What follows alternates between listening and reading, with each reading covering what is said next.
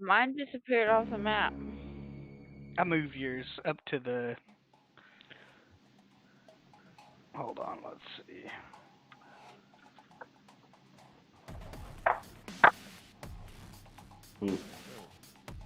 Like somebody's watching the stream. All right.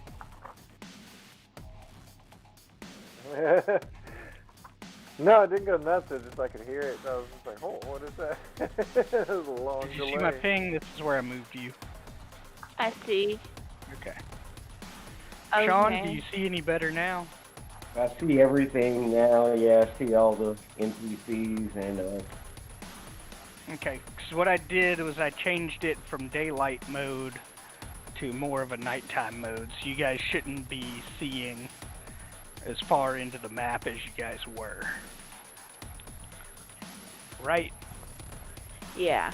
Sounds yeah, good. we can do that. Alright. So, what we'll do is we'll go with the idea that you guys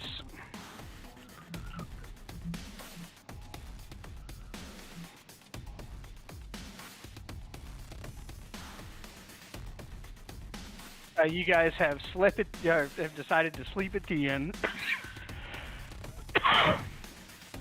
You are sleeping at the inn, and hey, you know it's dark. You're getting some decent sleep, and give me a second. I'm not as ready as I thought I was.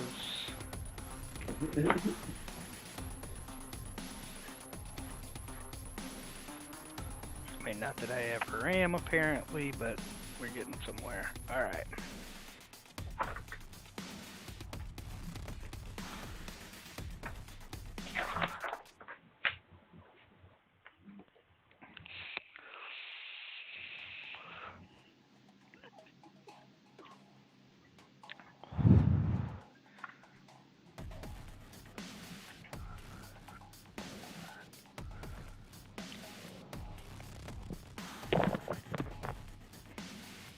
All right, so you guys are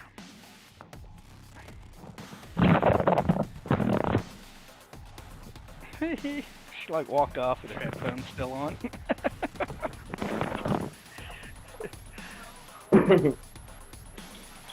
Oh, she tripped the cable. She tripped on the cable is what it was. She took them off.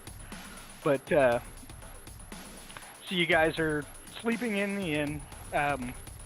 Nice, quiet, you know, it's a real tranquil little farm town, you know. But you are awoken by a bunch of yells. We're under attack, to arms, and you're hearing a full-on freak out in the street in front of the inn. Oh boy. All right. So I will go ahead and assume the part where you guys gather your shit together and head out the front door of the inn to see what the fuck is going on.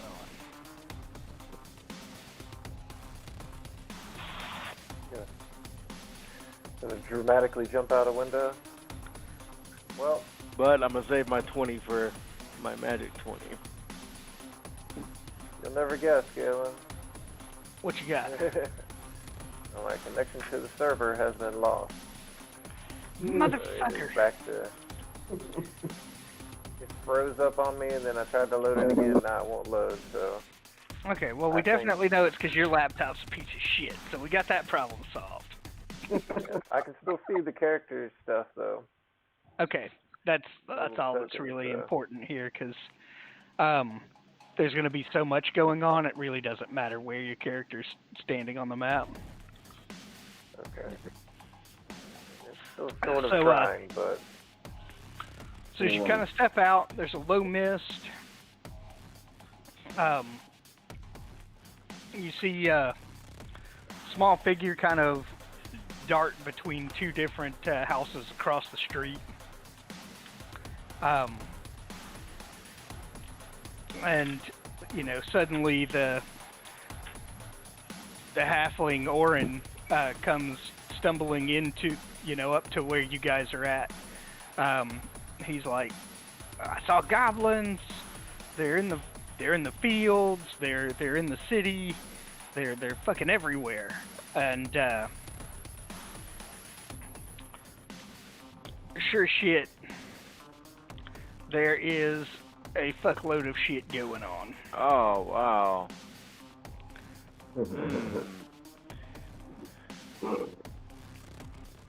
Inspire us, Gary. And so, Fuckload of shit. Sing us a tale of victory. I gotta get my goddamn document open and roll some initiative.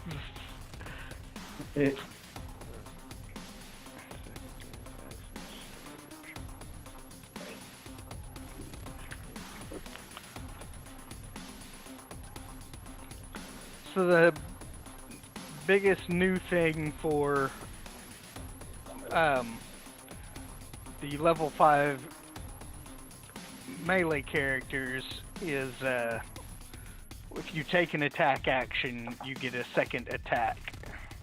And so that counts for either your ranged attack or a melee attack. And that's So and we still have the bonus after that if we choose. absolutely. So. Okay. So I can do for 2 you, main it would hands be and 1 it offhand. would be yes. Okay, I'm 2 sorry. main hands, 1 offhand. I didn't mean to cut So you you off. don't. No, it's okay. You were on it. That was all I was gonna say. Okay. So bonus action you still get 1 of, but regular attack actions, and then you can pick whichever Okay. action that happens to be. Which reminds me, I'll be right back. I gotta go get my tablet so I can reference everything as we play. I rolled a wait, that's not the one I want to use. It's a 13 plus.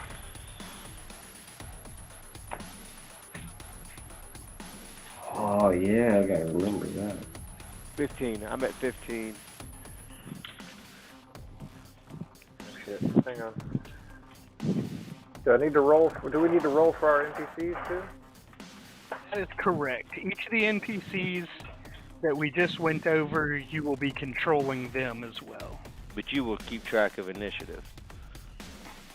No, you're gonna roll their initiative, and I'll keep track of it on the. I'm coming back. I got my brain. My 21st century digital boy brain. Ooh, I'm gonna get creepy with this. They're gonna get their whole other attack die. Oh, she got a 3. And her dexterity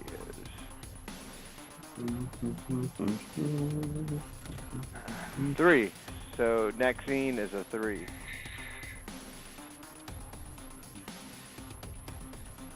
And what is she? Oh. You ready for me, Galen? Yeah. Achwak is an 18, and Miros is going to be a 15. All right. And my map loaded. Apparently, I'm just going to be really slow and behind everybody, but I can see what we're looking at now. It sounds like Galen said, we're not going to be jumping around a lot. We're just going to sit here and take an ass whipping for 3 hours in one spot. We're level 5 now. Okay, an ass whipping There'll for be 2 a little hours. bit of moving around, but I get to control a dude that is known as the Yeti. I'm having fun. I'm going to have fun.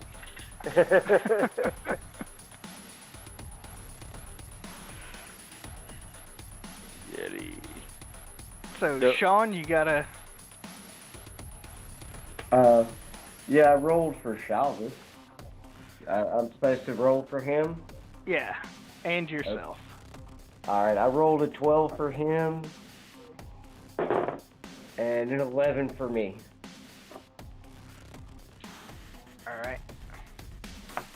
And then, Gary? I got a 21 for myself and a 9 for Lipsterless.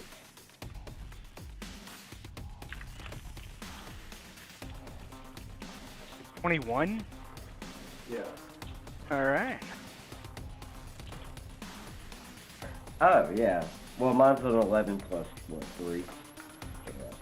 And so what was yours, Mike?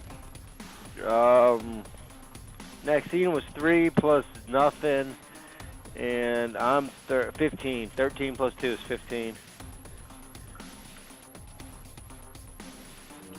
I'm using multiple sets of die. Woo! That's my first time doing that. Yeah, you're rolling initiative.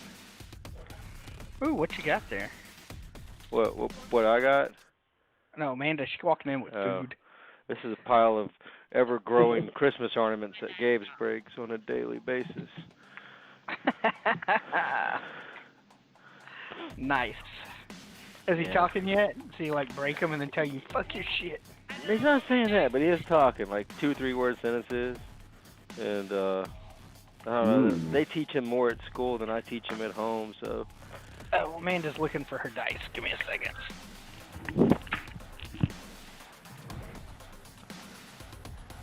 Y'all need extra dice, let me know.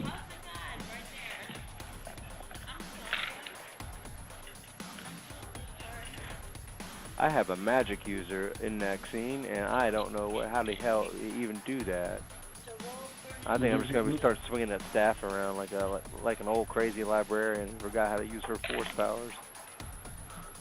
I mean, the spells are pretty handy. Like, I mean, anything you need looked up, man. I have my player handbook with like the spell list. I mean, I've got ready one right too, but Jesus, man, I don't want to bring the play speed down to, cricket or something. But we'll get through it. The spells are pretty self-explanatory. I'm looking over it now. I think I'm just gonna scream a spell name and roll a D whatever and scream that at Galen and let him figure it out. Right? Yeah. Well, I've got this dude, this Miro Zelbrin. Like, this dude's a brawler here. I got Firebolt.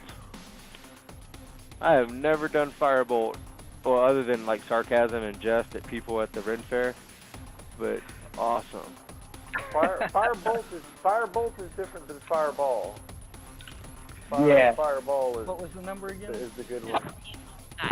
What's Firebolt? I just run away real fast? No, Firebolt is like you shoot like a fire magic bolt at them. I'm happy with that. And then Fireball is big boom explosion. Yeah.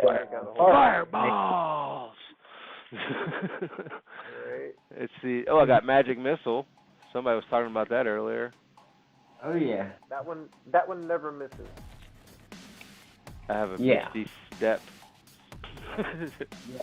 Oh, I have lightning. So lightning when bolt. you click on information on the spell, like the little eye, it'll open it up and kind of tell you what that spell does. On our character sheet? Yeah. See and I, but I'll keep looking. I'm not. Maybe I'm looking at a different part. Like when you hover over Firebolt, it should put like a little eye in the speech bubble that shows up next to it.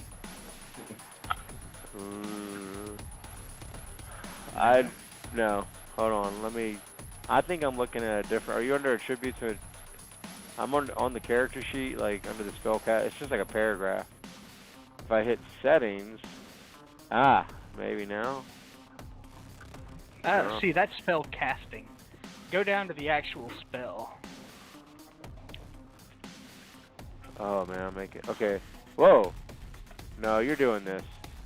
Yeah, when You're you hover changing over it. that, it doesn't make an eye. Yeah, it does. Okay, no, but you just did So it. then when you Okay. click on that eye, Yeah. Okay, I see it. Okay, cool. There's everything I need to know.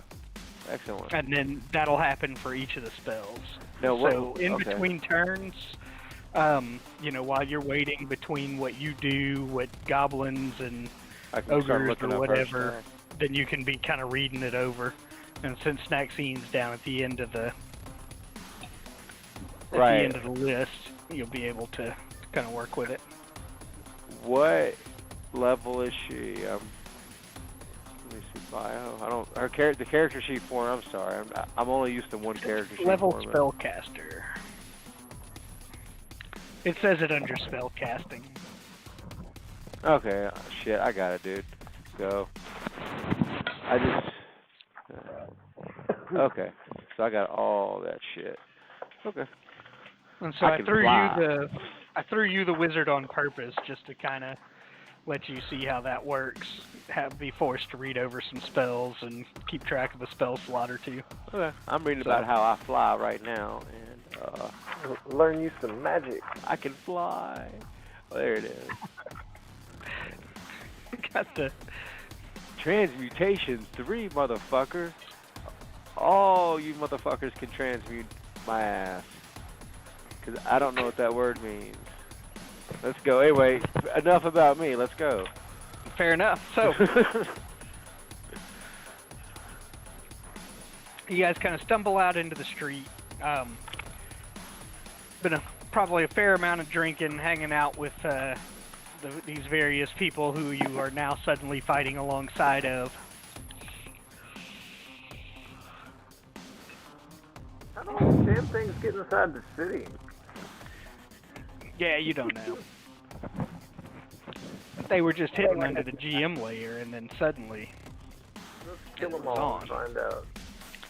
So, How many bugbears do I see? Like 4? Jesus. And these big... Goblins, bugbears, and goblins, hobgoblins, and What are the two big Ogres. ones? Ogres? ogres. Giants? Ogres. Somewhere in here, there is a description of. Podcast that.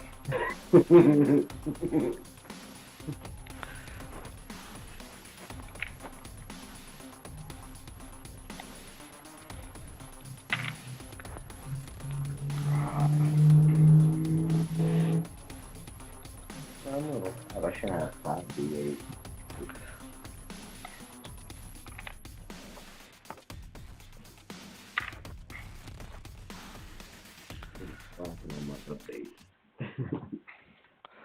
So, I don't think that would have hit anybody. So, basically, you're out on the front porch of this inn. You're seeing a couple of figures moving around. They're not being as stealthy as they seem to think they are. But between two of the houses, a goblin just literally comes flying. Boom, and ends up hitting the wall Where was he? next to you. And they throwing goblins. yeah, and apparently the goblin takes 20d6. I'm not even going to roll. He hits the wall with a sickening thud and then just kind of mushes down. And you see he's got like a helmet with a spike on it.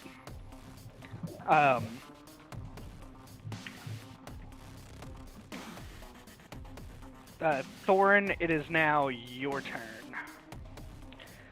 Within your view, you can actively see a couple of bugbears.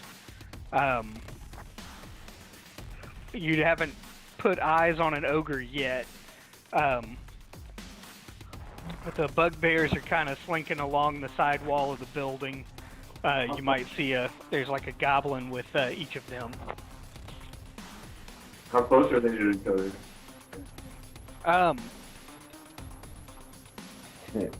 You know, one's at like the corner of one building, the other's at a corner of another. So they might be like 30 feet apart, the two groups. But it's like a goblin and a bugbear. They're right on top of each other. And, you know, then 30 feet away, there's another goblin and a bugbear. Slinking around the other corner of the wall.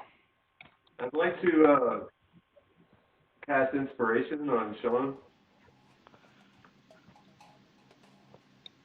All right. Do I, as a bonus action, or I think that's a bonus action.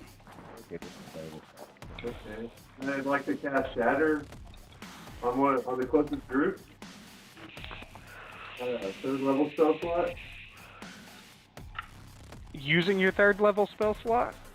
Yeah. Okay. So it would be 4d8. Make it constant 6. Okay. Yeah, that's cool.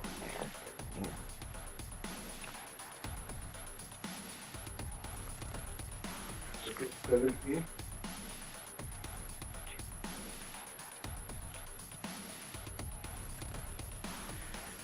17 damage. What? Okay, so one of the goblins just drops. Nice. The bugbear, he doesn't look happy about what's going on there, but he's still on his feet.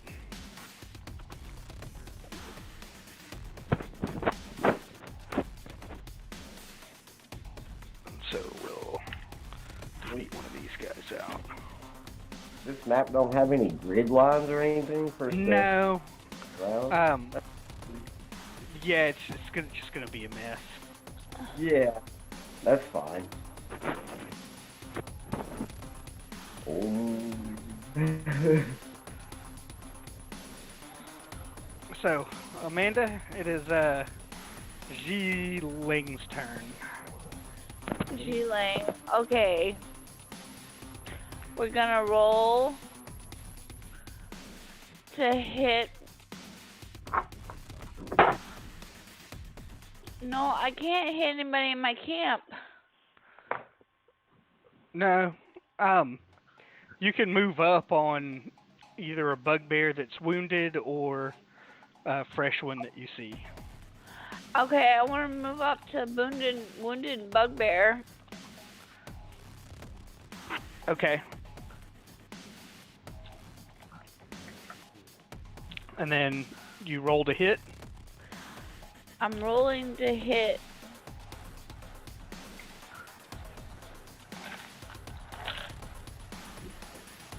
Hold on, I can't get into this box. Okay. 1d20 coming up. I rolled a 20. All right, roll 2d8.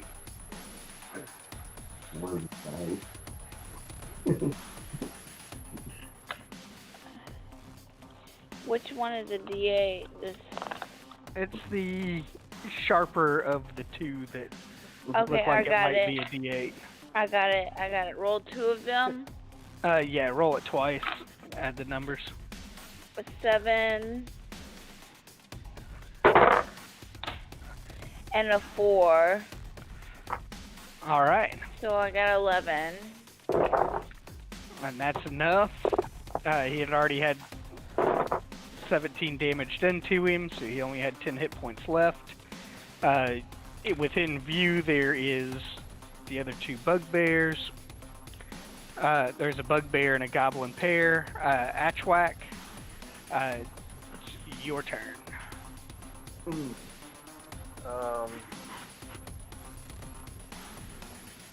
How far away are these guys right here?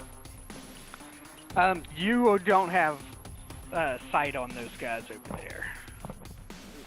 Can I see anybody? You can see a bugbear and a goblin. Neither one of them have been hit. They're kind of like I said, they kind of think they're sneaky, but you can spot them from where you're at. How far away are they?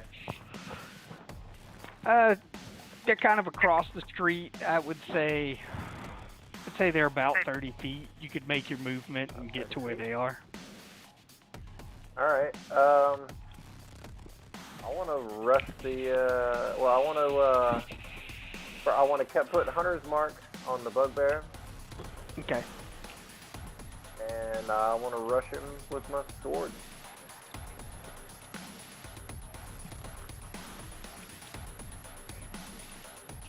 Put me down one.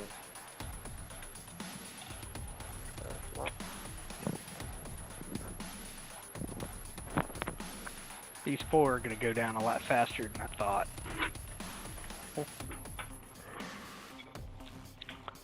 Alright. So here comes first hit. Yes. That's a 17 on the dice. Oh, that's going to do it. For 7. Alright. That'll be...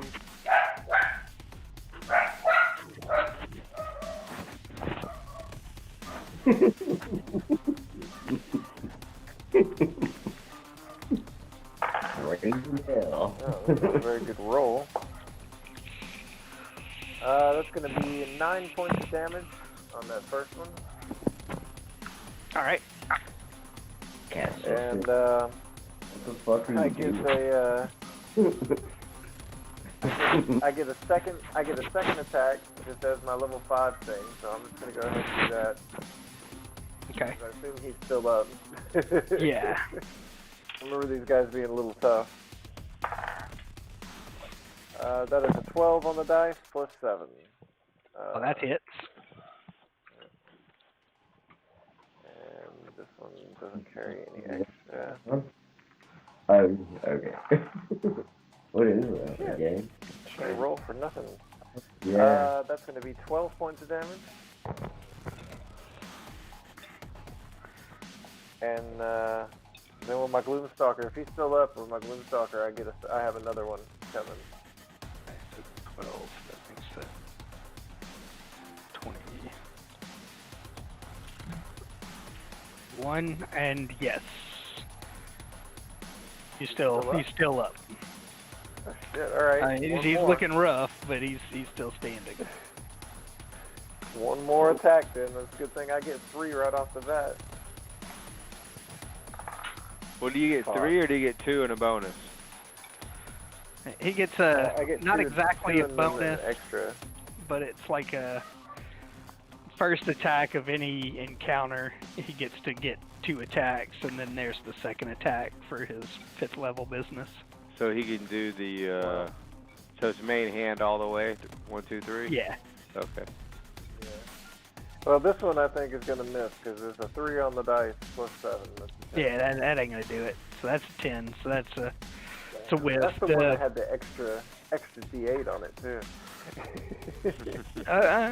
Shit. Oh wait, your inspiration is it a D6 or a D8?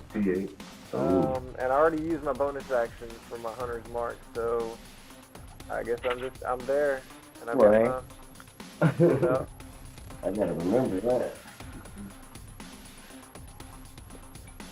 So from the side street, you see another ogre come lumbering into view, and he's got like this weird contraption on his back.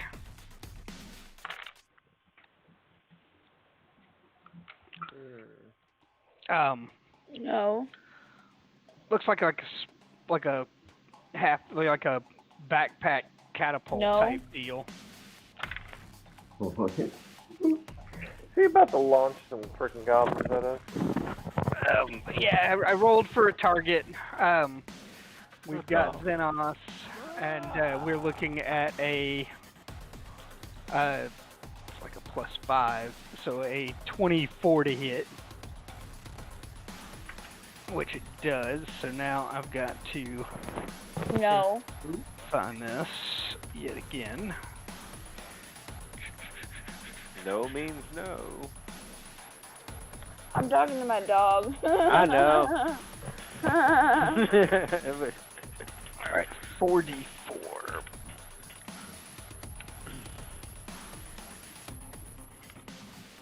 I'm trying to finish my dinner and my dog thinks he needs to be involved. Yeah, I've got a refugee from Lake Charles all trying to get into my dinner plate. Every damn time I eat.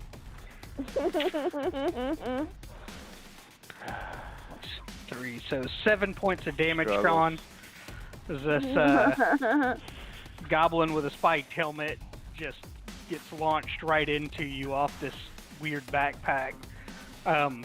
There's like another 3 goblins trailing behind the ogre. They're in a row right behind them. They're all wearing spiked helmets. They don't even, they don't have anything with them other than like a short sword. But yeah, so these ogres are. So I got hit with an attack. You got hit with a goblin, yes. Okay. It was like a storm. well, it's a ranged attack. The goblin does not survive the attack. I mean, he comes flying at you from like 60 feet away, and They're suicide bombers?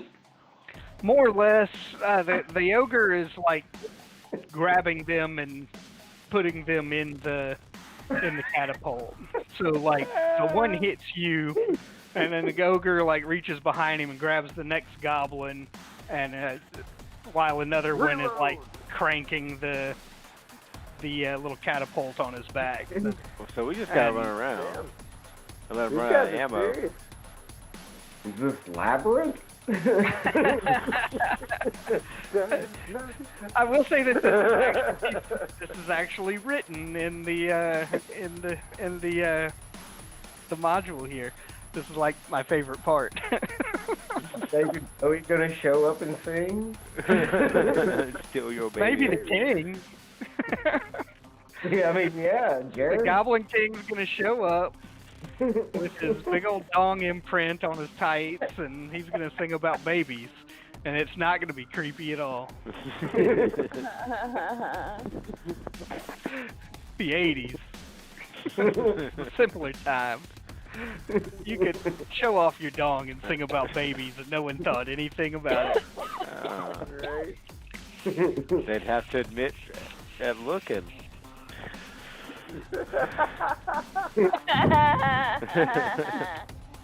The So, problem is nowadays people aren't afraid to admit they're looking. Thanks to the Super Bowl. so we'll row about 60 feet down the street.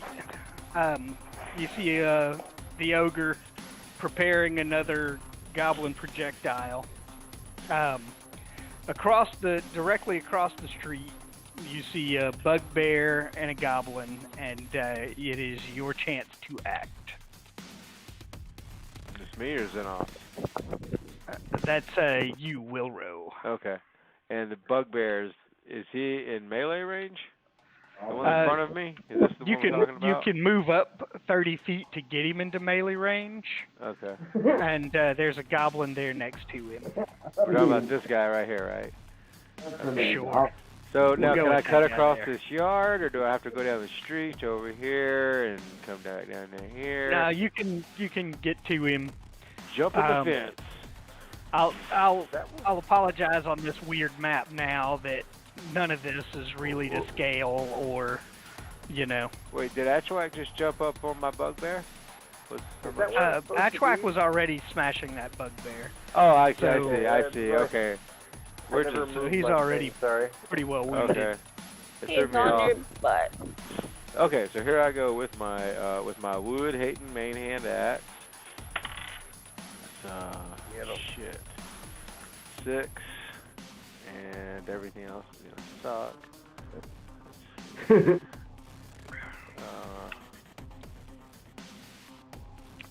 Well, I can. That's a 14. Does that even hit the bugbear? No. Okay. So second attack. Yeah. Huh? Manny. Did you cast it?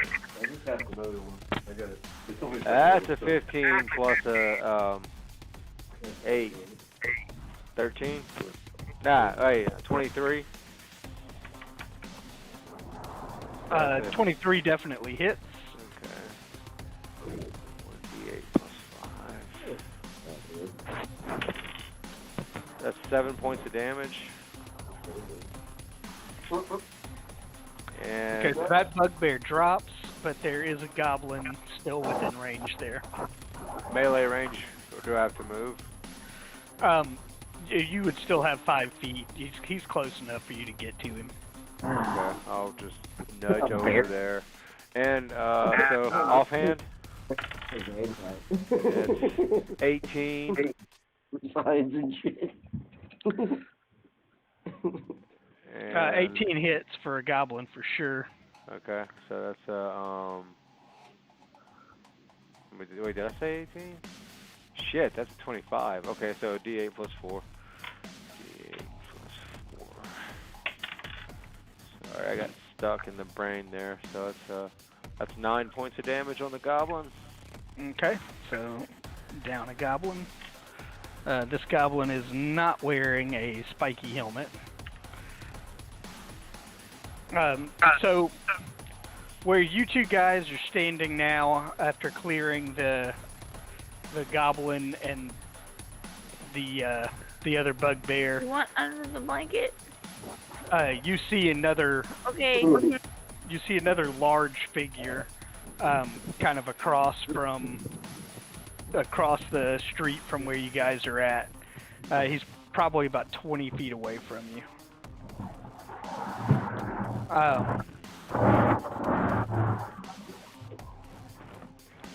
We're moving on to Miros.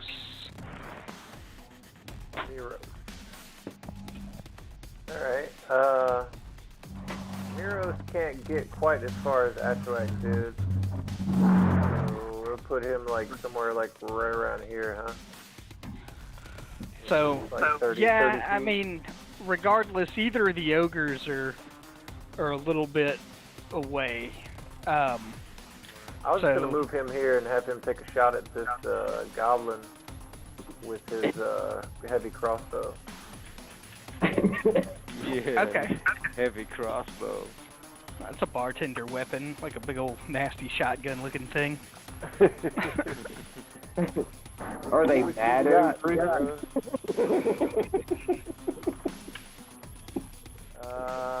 see, that'll be. That's it. Okay, that's a 12.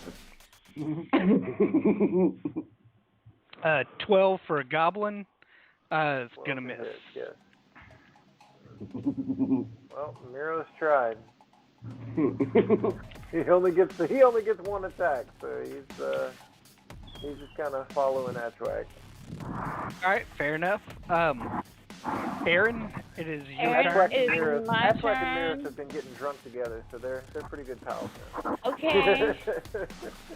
So as you step out into the street, you've got line of sight on an ogre down the street who is in the process of preparing to fling another goblin to his smushy doom. Well, I would like to roll on said ogre. So longbow, I take it. Longbow. Oh, and I missed 2. It's a 2 It's a 2. plus. Alright, you get a second attack because you're 5th level now. I am 5th level, so I get a second attack. Number 5 Motherfuckers. level. 5 level. And it is 16 That hits. on the dice. That's definitely a hit. Sweet. So I hit him. So 1d8 plus 4. Let me find my D8. No, that's not a D8. This is a D8. Okay, I found it. D8 rolling 6 plus 4. Alright. 10 damage. Takes the arrow and gets him in his shoulder. It doesn't seem to be that big of a deal, but it, you know, it's bleeding a little. You know, you hit him. So now it is time for Shalvos Shavat, whatever the Shabbat.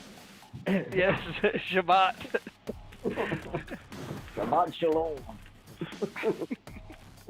Holy Faye. So once again, if if Shabbat Shalom has a ranged. He does, and I know he does because I've already read it. And he was already going to do that. Crossbow. Who's in control of the tree? Yeah, That Gary would is be in Swamp control Thing. of the tree. Oh, true. Yeah, Gary. Tree beard. Goblin up. So, I mean, where am I in reference to Shalvis? Are we just like hanging out together? More or less. I mean, you guys, you know, Well, we're y'all over here managed getting to our ass get kicked. pulled up and run out of your room. You and Shalvis were, you know, getting friendly. Remember, he winked and tugged on his pant leg, so, you know, your gaydar went off.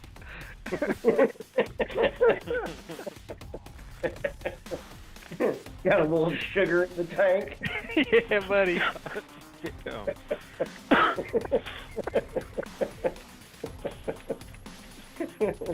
Careful.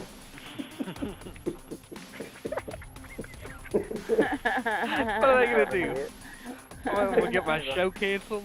Yeah. This lucrative show business career I got here? Hey. Us too.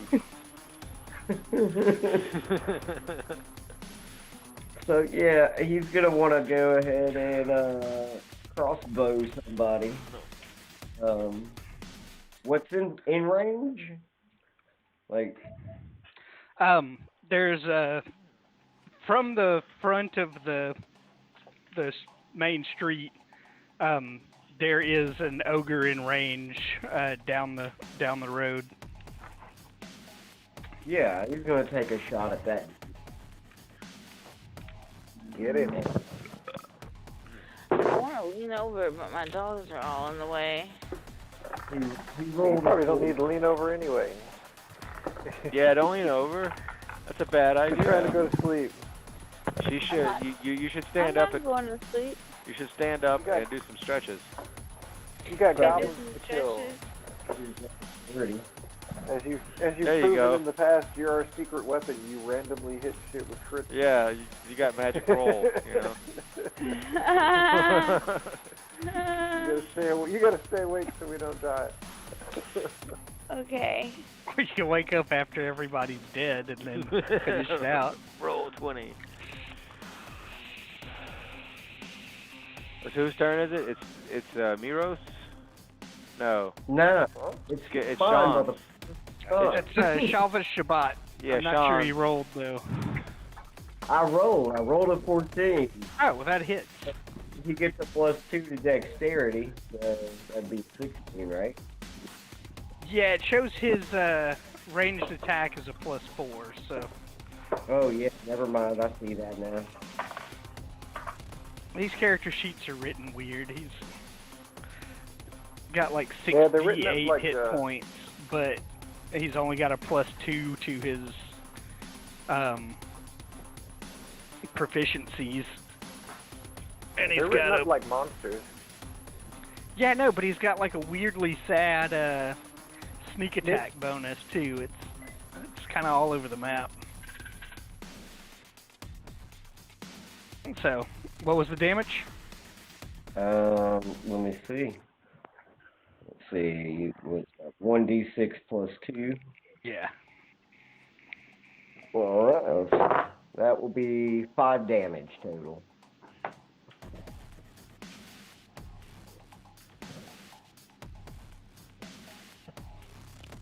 What you got All there, right. Pat? Show us a label so we can get paid. What you got? Got me what is a Lone Pint Brewery Gentleman's Relish. So, Gentleman's relish? Like Gentleman's pickles? Relish. Is it pickle beer? No, relish. Relish is in I relish the taste. Oh, okay. I like pickles. The English brown Xenos, ale. it is your turn. Alright. How far is this guy from me? 60 feet down the road. 60 feet? Yeah, Fuck him. but he's an ogre. With 15 damage done on him. I'm very tempted to look up the movement speed on an ogre, but I'm betting it's pretty high. It's 40. That's not better than me. So you're looking to do some ranged attack to an ogre? Which one I of the only one? get 40 movement speed on my first turn. The only people who can see the ogre that just came into view for you is you and Atchwag. Oh, okay. And So he is also readying, a goblin flinging contraption. But he's only about 30 feet from where you guys were, 'cause y'all moved up, another 30 feet to make those melee attacks. Right. He's how far away from us, guys? 30 feet. 30? So what do Ooh, you very do, good. Sean? Well, I don't know. If y'all would stop talking through my turn, maybe I could do something. Sorry, man.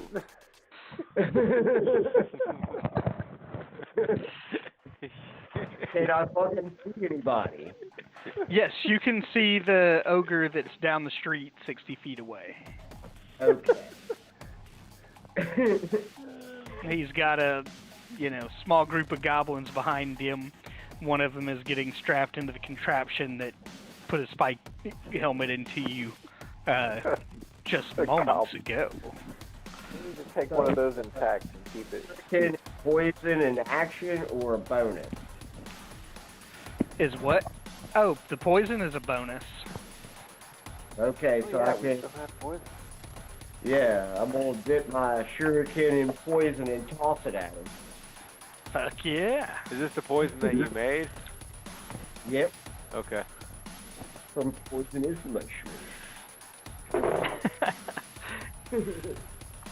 And so I got what's that? A 16 to hit. Oh, that hits. Good. That was total, not on the dot. Yeah. No, ogres aren't hard to hit. No, I wouldn't think so. And let's see, that does 1d4 piercing plus the poison damage.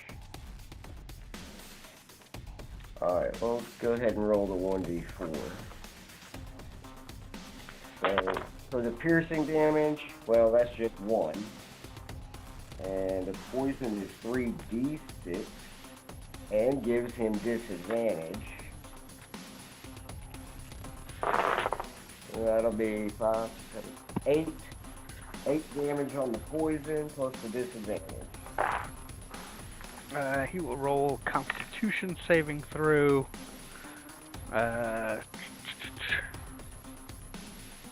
It's 16. Does the poison have a DC? Did we write that down? I didn't see it. I think it was like 80. I just stepped I out may for be a wrong. cigarette. Hang on. Yeah, I you'd know have where to look- find it. Hold on. Is Pat outside? You'd have to look at it. I believe Pat is I'm outside. I stepped out front. Give me just a second. I'll find it. I have one note. Is it in the OneNote? I don't know. I'll I don't see. think it's in the OneNote.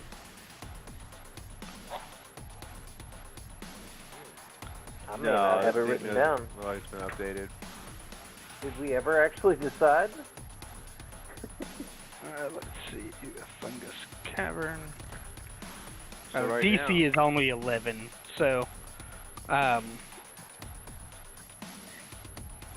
there is no half damage on the poison. So you don't take any poison damage? So no poison damage and no disadvantage.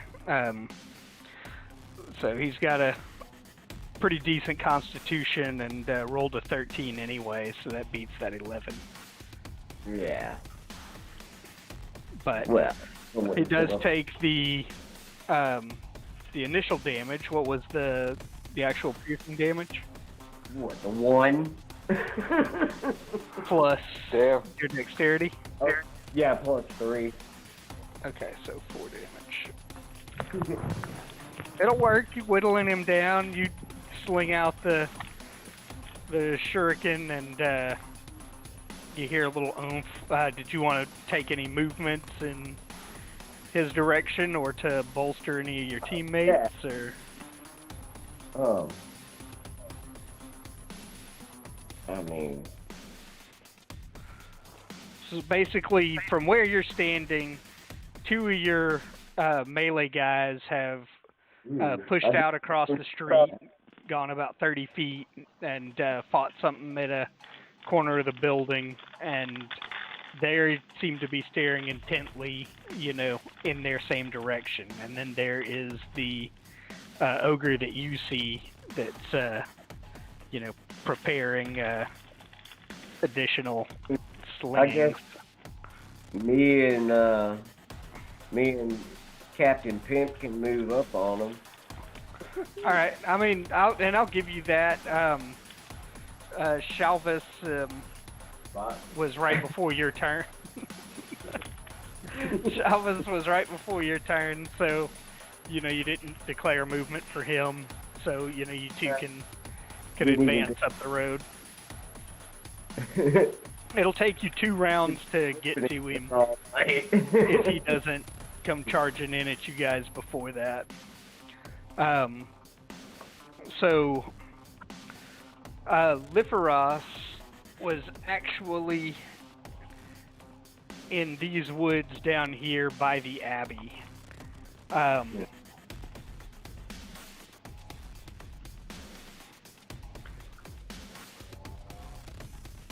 And so the ogre that the fighter and the ranger are seeing is just outside of those woods. So his 20 feet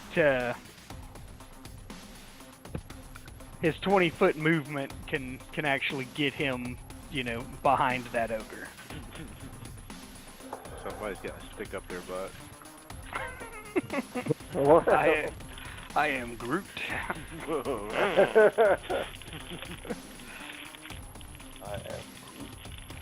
And you are Goose.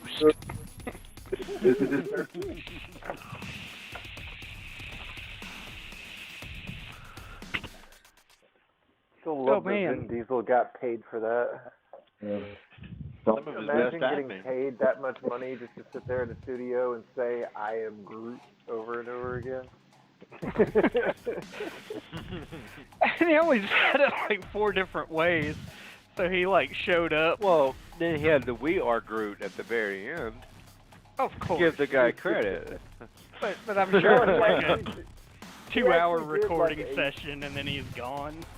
No, he actually did a separate I am Groot for each individual line of it. Yeah. He did it a lot. Oh If my anybody God, wants to he's check Amanda's camera and then remember less than a minute ago she was Moving. looking to chase Pat outside. Well, there she is. Yay! Sorry, Gary, we are still talking over your turn. Do you want to shove this tree branch up an ogre's ass or not? Yeah.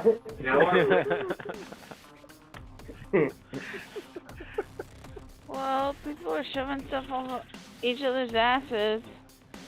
Can I try to pull the ogre down and rip his backpack off? You can make a grapple attack. Yeah. I'm not sure what my strength is. I think it's 19. Yeah. You're gonna grapple an ogre? Well, he's He is an awakened tree. Oh, right. Sorry. What was yours? 13. Is that Gary 13 on the fights dice this or 13 plus? 13 on the dice, so it'd be 17, I guess. Okay, so he's got a 14 on the dice with a +4. Ogres also have 19 strength. So that's he wins the contested strength roll for this. Okay. So there is no grapple. And Liferos is going to get his ass kicked. Liverless ain't no fucking joke. That's a lot of hit points. Bonus action to use false appearance, Fair enough. and maybe back into a tree. Yeah, right. He's like, fucking back into a tree. So,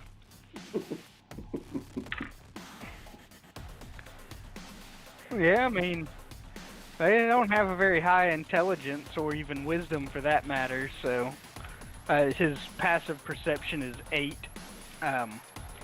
So he kind of looks over his shoulder and is like, fucking a tree. I don't know where that came from, but fuck it, it's a tree. And continues about his day. Like when you're walking through the woods and like a branch kind of grabs at your arm.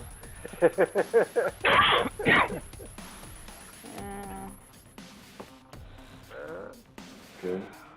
Yeah, I'm about to mute her, but there she is. So, How you doing, Amanda? I'm good. I just need to know what to do. nothing just yet. Sorry, I was reading something and I'm sorry. I don't know what to do. Nothing just yet. I'm sorry. So another couple of bugbears kind of appear out in the street now that the ruckus has made itself known. One of them dashes out from a shadow behind a house and makes an attack at the bartender Miros.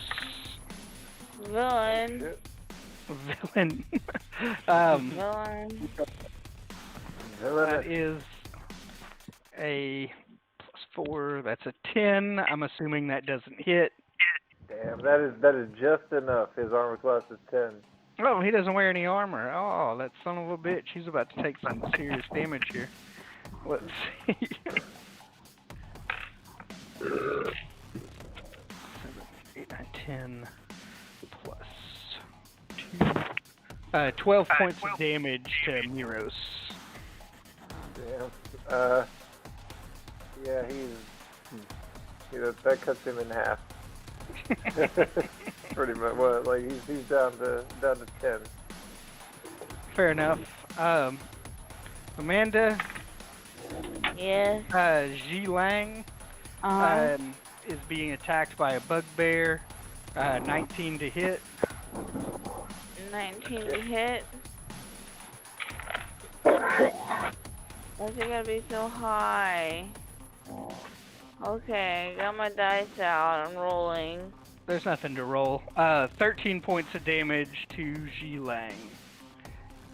What? Okay.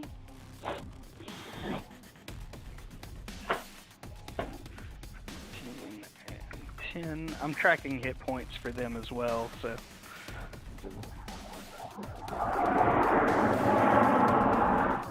Alright, Mike. Maxine Busybody gets to take a turn. Alright, pull her character sheet back up. I already. So if need be, she can move 30 feet up to where you're at, and then has some ability to do some shit from there.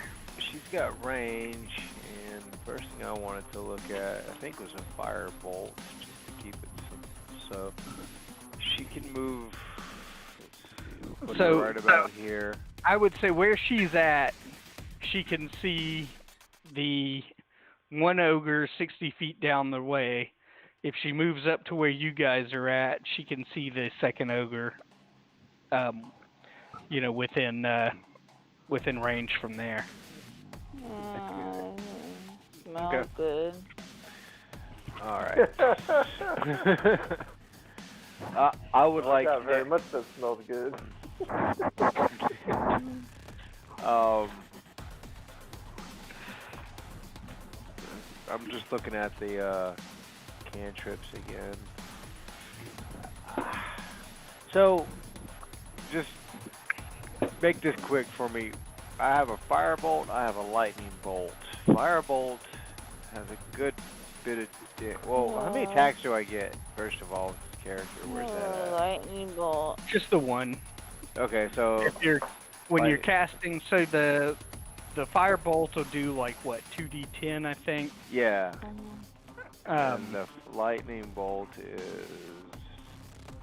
Well, I guess I can look at magic shield too. Oh, you're jumping too. Okay. Yeah. Lightning bolt is 8d6. 8d6? Yeah. Wow. And how about the magic missile? Is it even close to that? Magic missile is You got that one. 1d4 per missile. Oh. And it shoots out 3 of them. It's 1d4 plus Oh, 1. and that hits multiple. Yeah. But you can either hit multiple or you can make them all hit the same target. But magic missile is cool because it always hits. Okay. All right. Lightning bolt, lightning bolt, lightning bolt is what we're doing tonight, fellas. So let me read up on that one real quick. 8d6. That's pretty nasty. Yeah. Which of the 2 ogres has the most oomph left in him? You can't really tell. Either she stays where she's at and fires one down the street at the one that's 60 feet away, or she moves up to where you guys are and has sight on the one that the tree tried to sodomize. Right. Okay. So we're gonna go with the sodomy victim. And I'm going to. I guess I'm just gonna roll d20. And that's a dexterity saving throw. You don't actually have to roll. It's a saving throw on his part.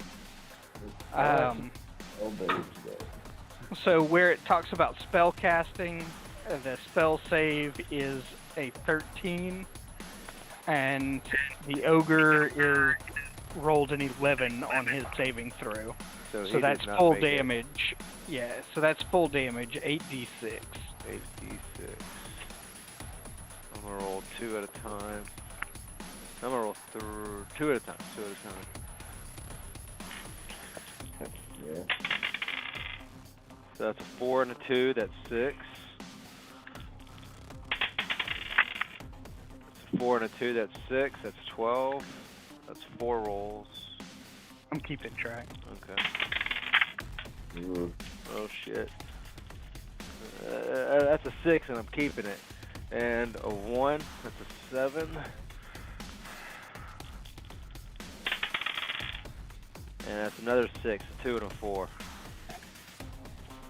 Just like what, 18, 7, 25? That sounds about right.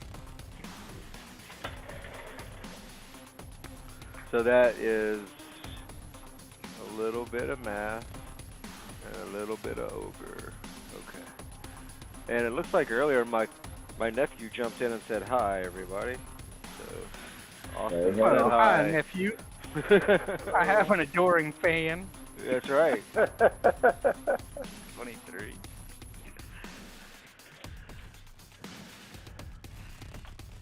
Oh, do I add anything to that? I didn't. Nope. I stopped reading. Okay.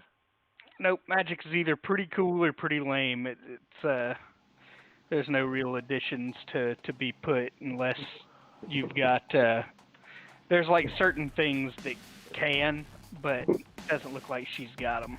Okay. Well, no, that's pretty cool. I got to roll 8d6. That's a lot of rolling, and if rolling's your thing, lightning bolt all day long. Absolutely. So I was a little surprised. I didn't realize it was that many.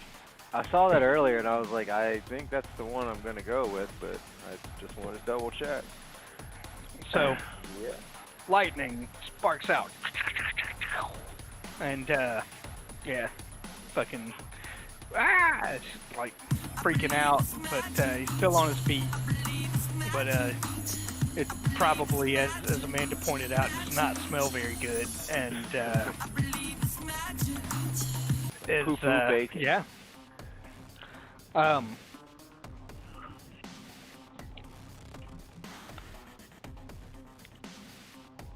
this point, you're hearing a lot of bell sounds. There's a bell ringing. Like church bells? Or more or smaller less. bells? They're like Wedding bells. Air yeah, raid. air raid Hear the sirens. sleigh bells basically. ringling, jing, jing, jingling. We got singing too, folks. You hear them coming. I don't know if you Variety. can see where my ping is, but they sound like they're coming from kind of the southeast of you.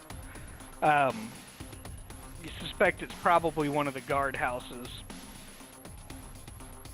But you guys kind of got a little bit of an early warning from the hyper halfling that was running around in the streets.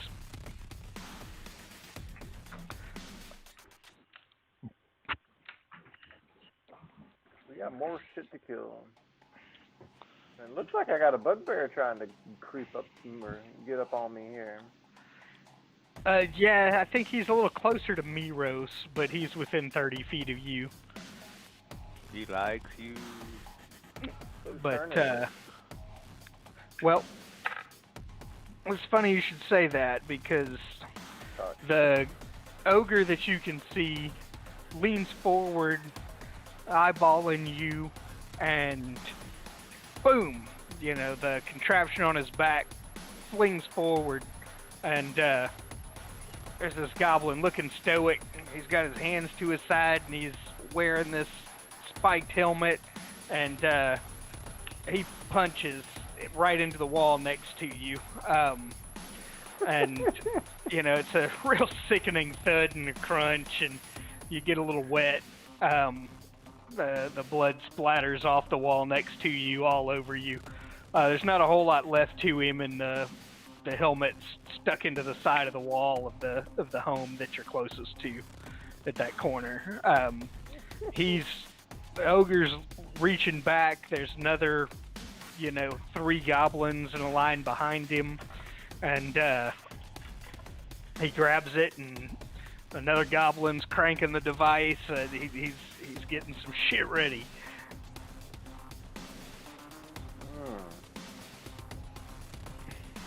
Thorin, we're back up to you. There is a bugbear swinging at Miros. There's a bugbear attacking Zing Lang, and there's a ogre down the street with another 4 goblins behind him.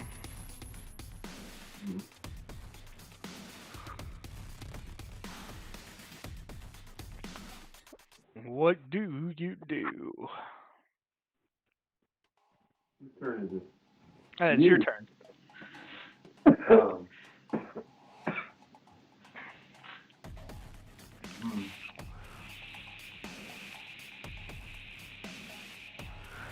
going to cast Inspiration as a bonus action. All right. Attach character. Okay. So, Atchwak, you are now inspired. That is an additional D8 for all the wonderful inspiration pieces that Thorin can apply. Fantastic. Thank you. Might come in handy. And are there any enemies that aren't engaged that I can attack? There's an ogre about 60 feet down the street. Okay. Yeah, I'll cast Shatter on the ogre then. Okay. Level spell.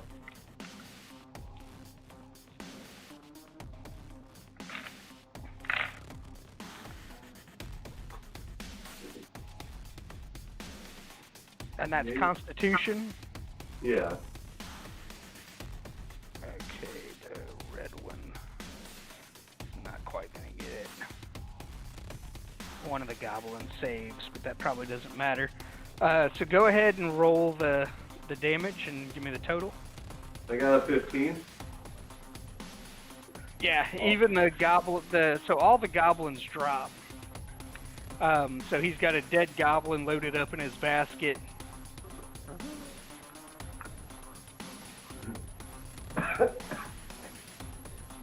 The goblins that are in a row behind him just kind of crumple in. Got it, man. And what was that damage again? Was 14, 16? 15. Okay. 30. The ogre, kind of lets out a big ogre yell, "Rrr," and grabbing his ears. He is not happy about any of this, but his head has not exploded or anything. And so we move on to Zing Lang. She attacks swings her quarterstaff at the bugbear in front of her and misses. And give me just a second before we move on to Atchwak. Hold on.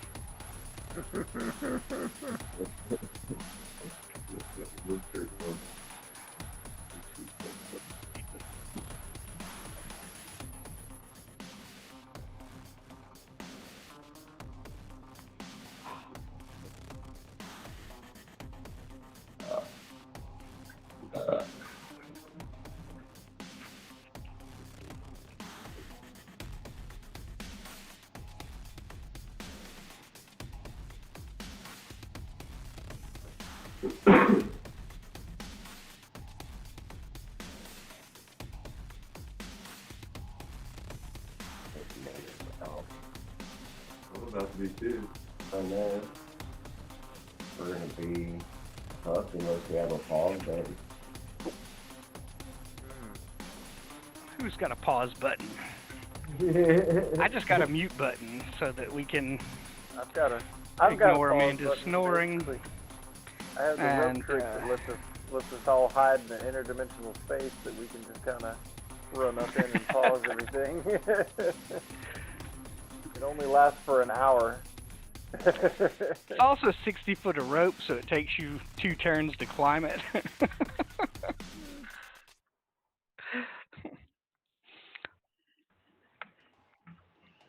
All right. We getting Is it close me? to Gary needing to go, or? Yep. Yeah, I got about 10 minutes. All right. So we're moving on. Atchwak. All right. This bugbear that has moved in between me and Meros here. I would like to. You said how far away is he from me? He's 30 feet. So basically, you'd have to turn around and kind of run a little less than 30 feet. You'd have to turn around and run back the way you just came. Okay. Well, I'm gonna do that, and I think I'm gonna lead in with I'm gonna bash him with my shield. I want to try to knock him down.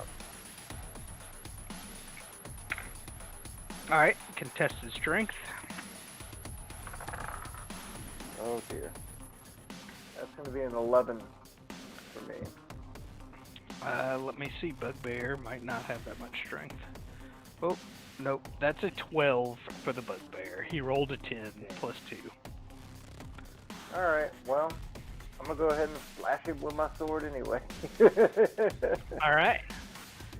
Give me roll number 1. Don't get advantage. All right. That's a 17 on the dice. Oh, that's a hit. Awesome. That'll be...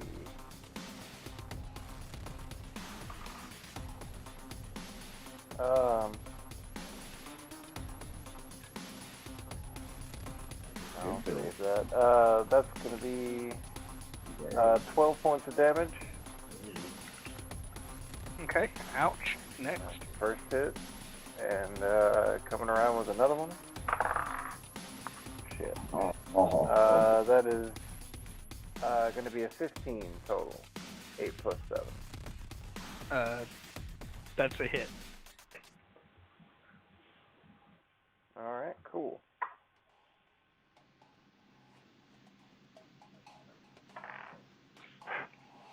Well, that one's great. That'll be 7 points of damage on that one. All right, not bad. Let's see. So that's 19 total. He's still on his feet, but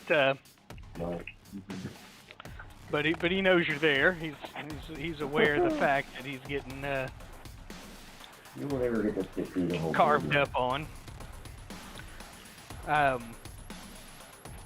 Wilro, it is your turn. You can either advance on the on the relatively crispy fried lightninged ogre, or you can spin back around and work on some of the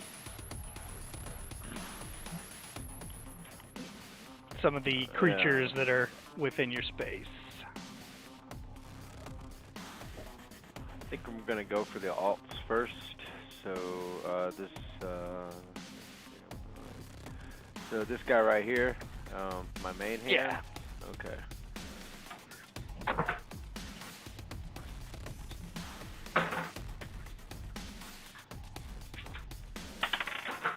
Oh wait, that got wedged. It didn't get to roll all the way.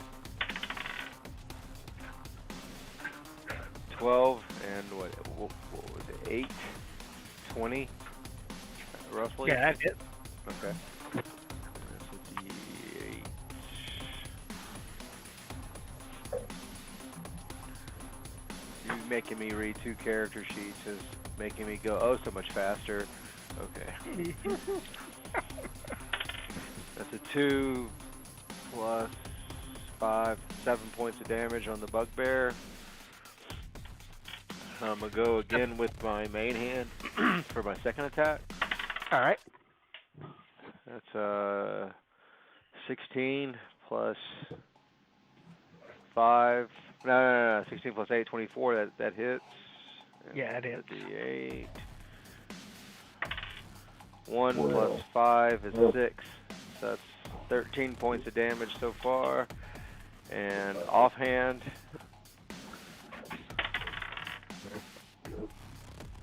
It's a 5, and a 7, that's 13, that's a miss. Or is it 12 that hits?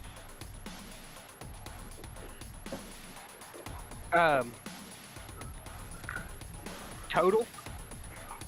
I got 13 on the die, so let me do the math. 13 is going to hit, yeah.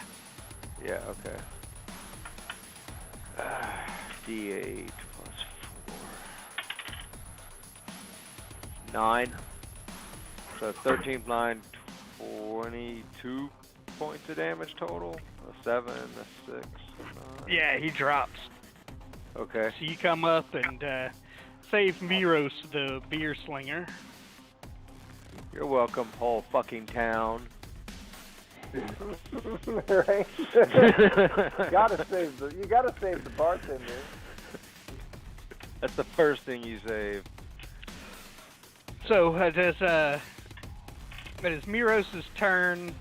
He is able to. So you've got one bugbear about 15 feet from you. You've still got 60 feet down the street is the. Like that. Yeah, he's looking a little wounded. I mean, you can tell he's bloodied. Ogre, who no longer has any sort of. Who looks like he has run out of live ammo anyway, and. When it starts mission, I put more on. Okay, stop. And you know, those are more or less your two options from where Miro stands. So, Pat, I believe you were running Miros. Miros. Can he see this bugbear off to the right there? Yes, he can. That bugbear's about 15, 20 feet from him. 20 feet. Okay. Well, damn. Well, I guess this is going to go with disadvantage then, because I'm just going to stick with the heavy crossbow. That's not disadvantage. Not disadvantage? Okay. No. Within at melee range, it's disadvantage. So like 5 feet away is disadvantage. shot at that bugbear with this heavy crossbow from arrows. Aha! 17 on the dice. Oh, that does it. It's a completely different dice than the one I'm using for Atchwag, so... 17 plus... yeah, plus 2. Mm-hmm. That's a hit. So that'll be 1d10. Where the fuck is my grade D10? There you are. There we are.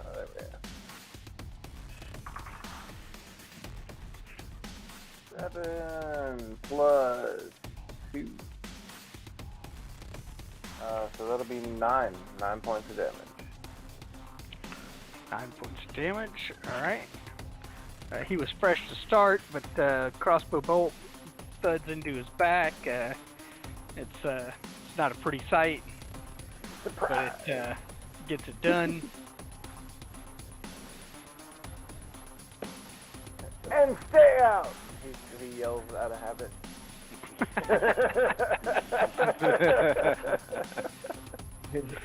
Fair enough. Let's see.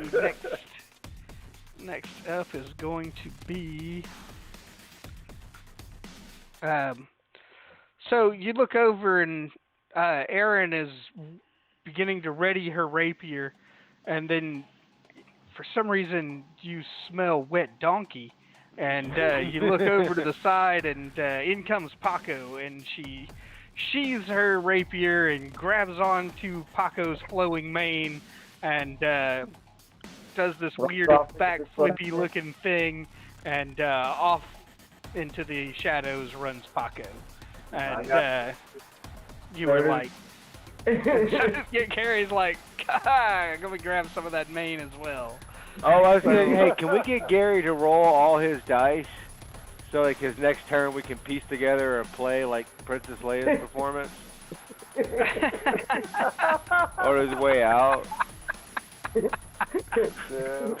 Nice. Some hologram Thorin is what we're after here.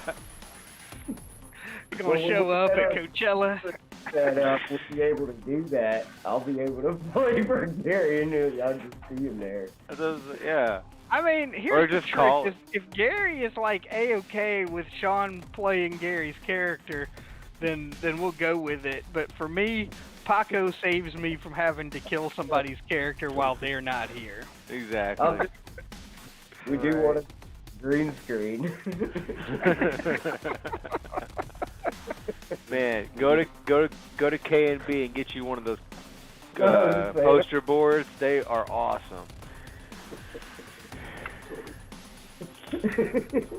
Yeah, he's still right there. Look. Get a cardboard cutout. Spring-loaded hand. It's like there's a Take U-Haul a video storage. of him hitting the joint and just loop it. There's a U-Haul I can do storage that. place that I drive past every day, and they have a cardboard cutout of a security guard that they move around. Did you feel threatened? I see it, and I'm looking at him like, damn it. Here comes the paper people. You know, that sounds... They can't get rid of my job, though. Somebody's got to decide where the paper guy goes. Nice. Don't squeeze the charm. I got minor illusion. That's what that sounds like. Like, that's my illusion. There you go. Well, I've got disguised stealth, which I've been watching some D&D shit, and I've learned some creative uses for disguised stealth. The Lay guy down self on is really good. Lay down on a pile of gravel and disguise yourself as a pile of gravel, and suddenly you're blended in perfectly. Yeah, it's handy. I would think that's more minor illusion than disguised self. Disguised self would be like, you know, kill a guard and then disguise yourself You as can the change- guard. So you Right. can change your appearance. Fools you till Fair you enough. Fair enough. But, I don't So- know, maybe it's got a little limit. can always disguise yourself as the cardboard cutout, too. so it's Shabbos Shabbat's turn. Okay. Take his yarmulke off and throw it at somebody. We're close It even by. says we- the extent of the illusion is up to you. Sorry, had to look it up. Fair enough. It doesn't say shit about humanoids or nothing, huh? Yeah, well, it says humanoid stuff, but then it says the extent of the illusion is up to you. So it's like, Is that That's out of the book. is it a spell? Yeah, Disguise self? Yeah. Ah, see, minor illusion's a cantrip. What's the I can do it difference? all. 5 words. I can do Minor it all. illusion is like a 5-foot cube, basically. Disguise self is like self. I meant between minor- spell and yeah. cantrip. A cantrip you can just cast, like, forever. Oh, So when you okay, see okay. cantrip written on the spellcaster's spell sheet, it doesn't take up a spell slot to use it. What's a spell slot? So- Is that where you only get like 1 or 3 spells or something like that per night? Or Yeah. So yeah, when you're looking at Naxine's character sheet, right?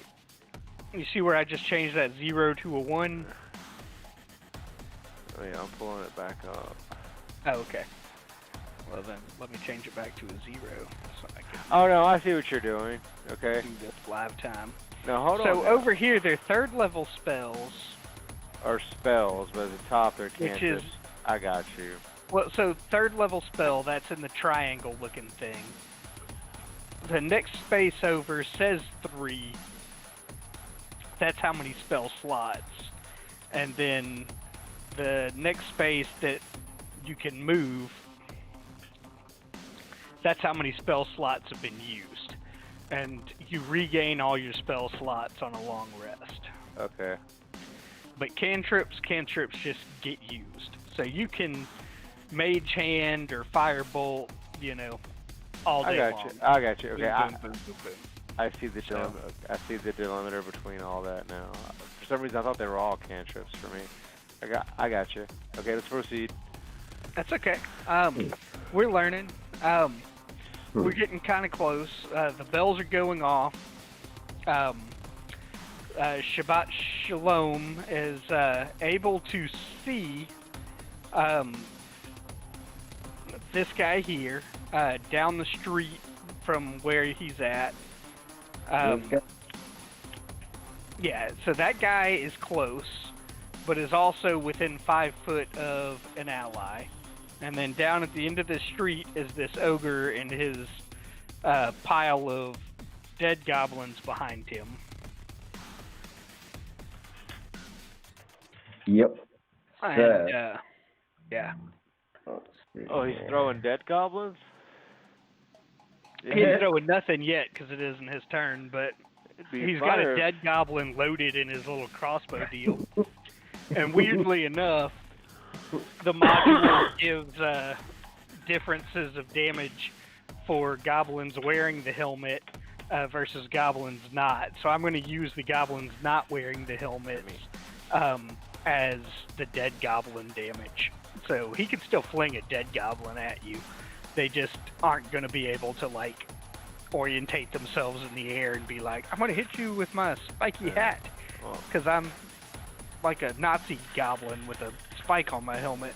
well, yeah. I'd be more respectable if he was throwing live goblins, but whatever. Now it's just sad dead goblins. Yeah, they just ragdoll out towards you. They don't get near the arc. Ogre is, ogre does. Let's go. Ogre. So,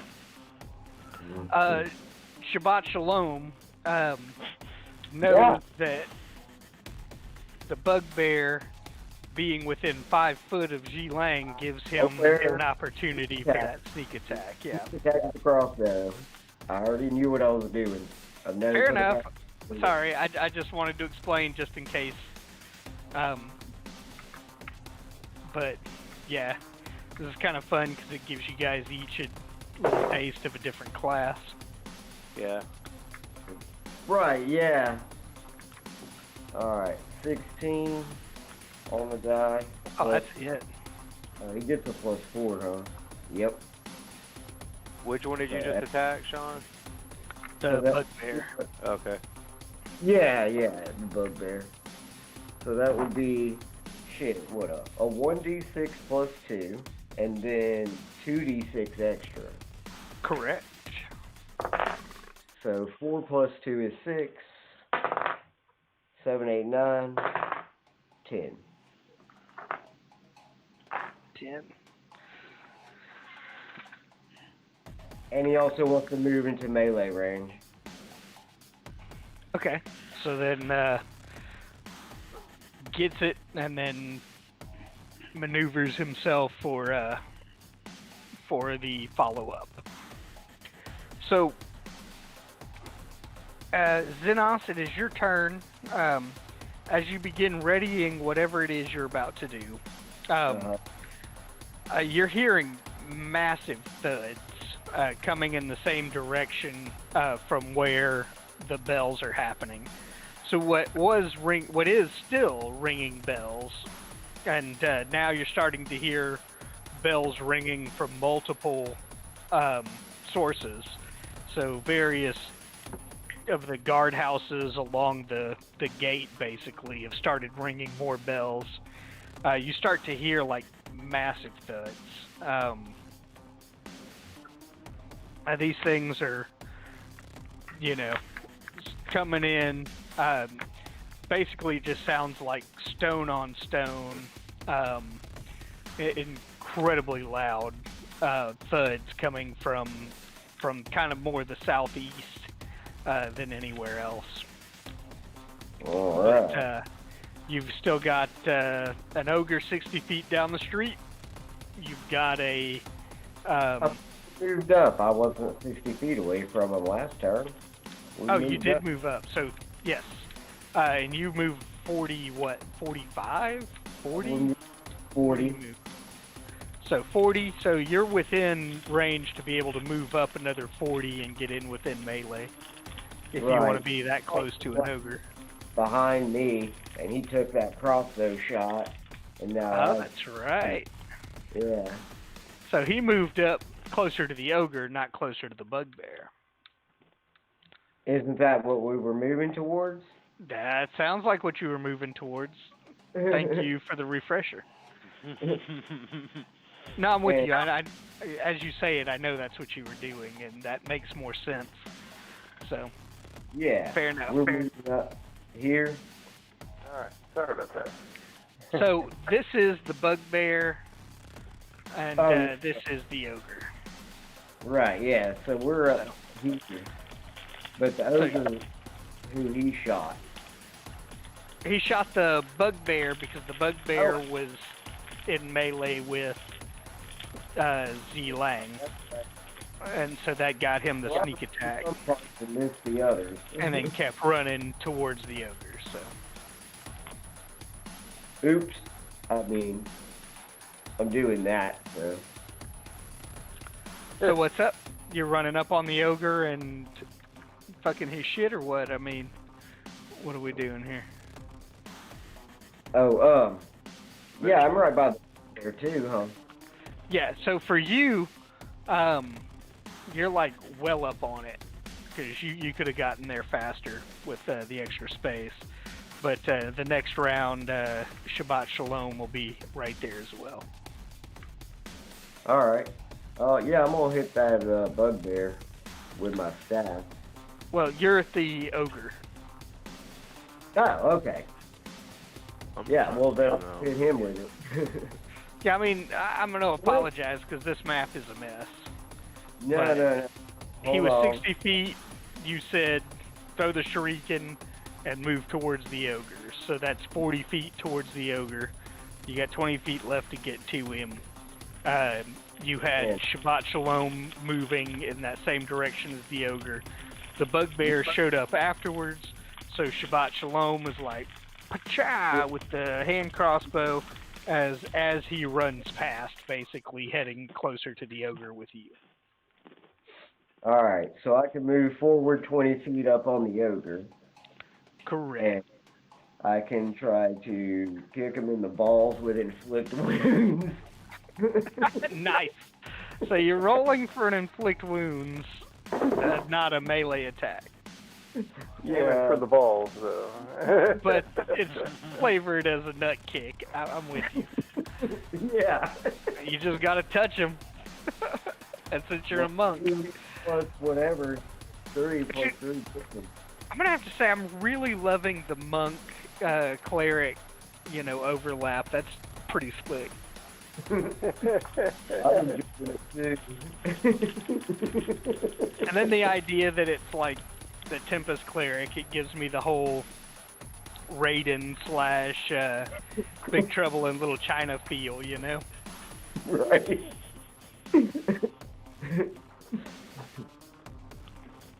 So what would you got? Which was your roll? I rolled an 18 plus my 3. Fuck yeah, dude.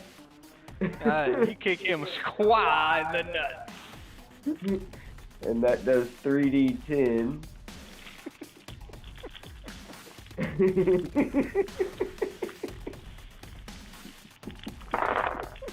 Is there a saving throw?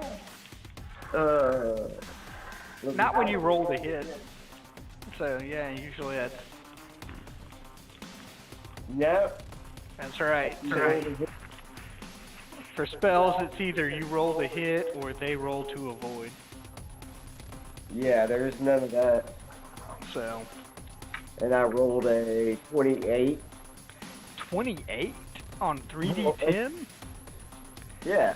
A 10, a 7, and a 1. Oh wait, 17, 18. Never mind. I've had a few drinks, okay? Give me a break. That's okay, so have I. That's why I am using the auto sum. Everybody's cheating. So, as we like to do, it is necrotic damage, but but you're a Tempest cleric, and I like the flare. Basically, it's like a taser foot, man. It's like sparkly, zap, zap, zap, and pow, right in the nuts. And this guy's really reeling. He's close. He's close to the end. Poor guy. Oh yeah. Not pretty at all. Is this the one on the left still? This is the one who was 60 feet down the street, and then you've got the other one with the tree branch up his ass, and Sean did the one that's sorry. 60 feet down the street is within melee range. He's got his Goblin Occult loaded, but instead he is it's referred to as the Goblin Hucker, and I'm very confused with the whole thing. But so that's 16. Oh, sorry. Hey Sean, ping the one you attacked. This guy here. Okay. Guy here. And then this is the one you guys had been kind of eyeballing. Well, Nobody else can really see him. He's like between a couple of houses and down the street a bit, and he's got a weird tree sneaking up behind him. A weird tree sticking up his ass, sitting on a donkey. So Sean, 22 to hit. That hits you, I take it. 22. Yeah, my armor class is like 18 or something. So that's 5, 6, 7, 8 plus 12 points of damage. You kick him in the nuts, and he's like, "Roar!" And instead of triggering his Goblin Hucker, he reaches out with a great club and smacks you right upside your noggin with it for what was that number I just gave you worth of damage? Well, you told me 12 damage. 8, 9, yes. That's right, because it was basically 8 plus 4, I believe, so 12 points of damage. Alright, well, then I'm using my reaction for Wrath of the Storm. Hell yeah! So he's got to roll. That's Yeah. right. And that's what, dexterity? I'll tell you, whatever it is, he doesn't make it. He's got a 3 on the dice, and there ain't no pluses that's going to get him anywhere near what he needs. So. Nice. That will be 2d8. 2d8. There's not much of a combination that doesn't kill him. He's only got like 7 hit points left. What does 7 do it? A 7 does it. That's exactly what does it. Oh, shit. So he drops. As soon as you were asked, did you just say 7 too? When I said 7? Yeah, I said you need 7, and then you were like 7. So. Nice. So that does that. There is, at this point, there is one bugbear harassing Zingaling, and then there is another ogre prepared to do some shit. It is Liferos's turn. He is being the silent tree behind the ogre. That's a 16 to hit. Just because Gary's on the donkey does not mean that Liferos is, and that's 3d6 plus 4. God damn it! 8 points of damage. 8. Wow. How did you do that? 8 points of damage. That's- 2 1s and a 2. 2, yeah. That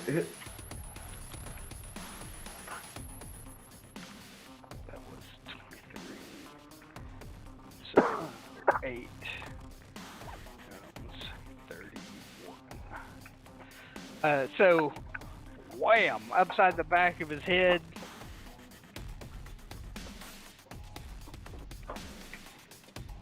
With a tree branch. And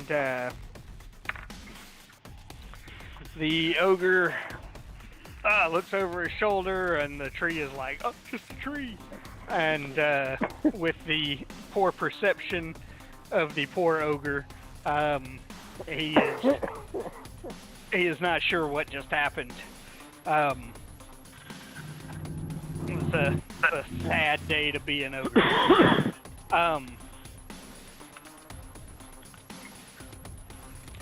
So as things are moving along,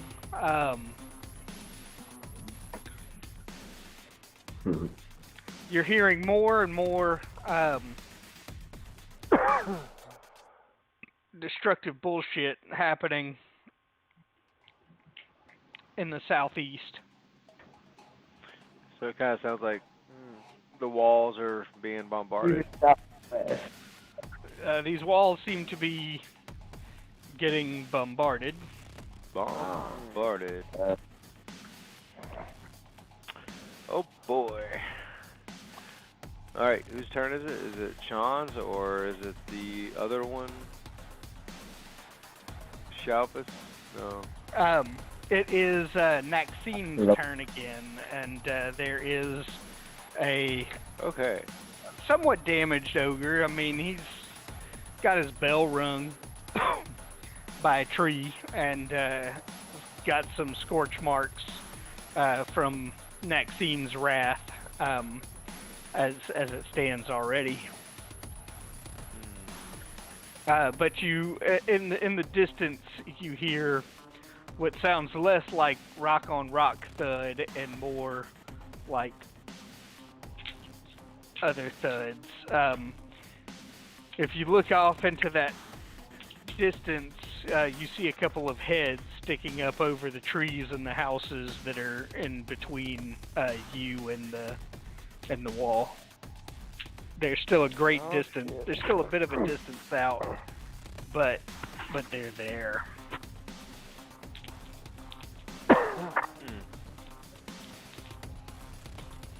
I'd like to make a suggestion, if I will. Sure. Let me pull up the card.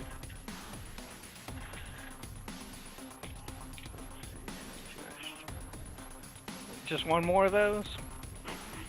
Okay. It's all yours. What happened? Ah, nothing. I'm just answering, Amanda. Okay. He's talking.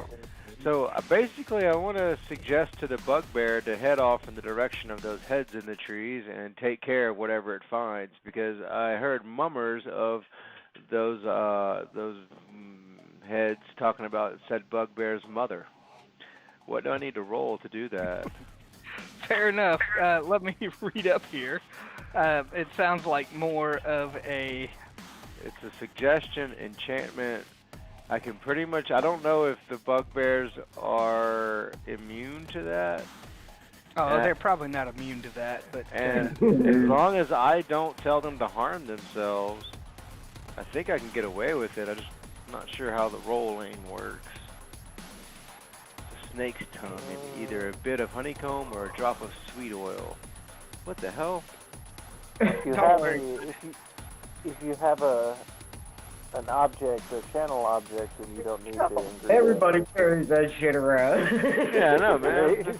So where's my wallet at? I got like 7 snake tongues right now. Gummy snake tongues. I Sour think snake because tongues. part of these spells are bullshit, if you ask me. Wait, why are they bullshit? I missed that. What's up? Ridiculous. I mean, once you got 9th level spells, you got all these spells. You look at all those components, and how are you gonna carry all that shit around? There's a component pouch, which I kind of see as a weird bag of holding, and then there's also the arcane focus. But if you have a component pouch, it will have any of the ingredients. Now, some components for spells are things like a diamond worth 300 gold. Right. Well, you gotta like spend the 300 gold, you know. Right. Now, I agree with having that price. But if there's no like price set to it, it can be replaced with an arcane focus, which for a cleric can be like a holy symbol. Yeah. Which I don't know. For me, a holy symbol can be on a shield. For other DMs, they're like, nah, that's not the case. I drew it already. Exactly. Like, and for like a magic user, an arcane focus can be a staff or a crystal. And I'm like, I got this crystal embedded in my quarterstaff, so fuck off. Yeah, we were kind of ignoring ingredients and stuff. So I just kind of had it in my head that like Atchwak has like little bone charms that he's made. Right. No, he's part of his arcane. Yeah, that's a good point. But no, if it doesn't, I'm all for ignoring ingredients as long as they don't have a price tag on them. Yeah, same. I agree with that totally. Suggestion is a wisdom saving throw, and that was for what, the bugbear?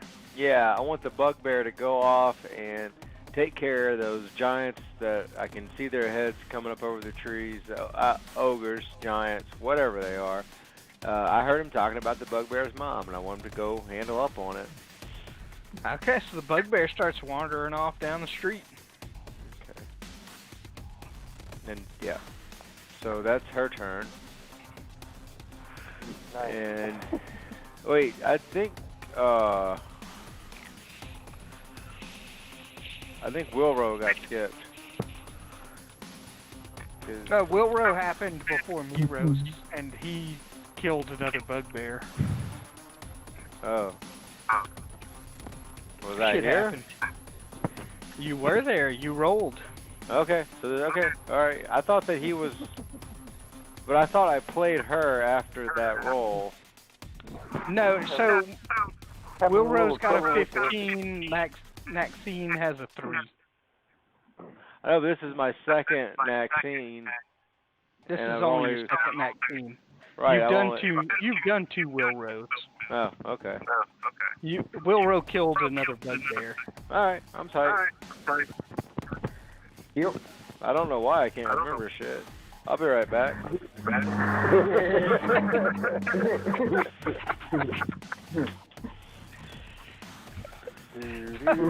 Put her headphones back on. I'm listening. Oh, is Amanda awake? Not exactly. Kick her off Yeah. that donkey. You're muted, baby. You gotta hit the mute button. I'm awake. All right. Awake. And with the smell of donkey, Aaron is the Paco is headed right back to the last place Aaron was. Paco has a.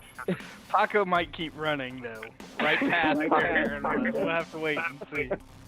Paco has a magic sombrero that allows him to interdimensionally travel and More or less, yeah. pick people up. And He's got the so, Heim- he's got the Heimdall vision. He can see everything.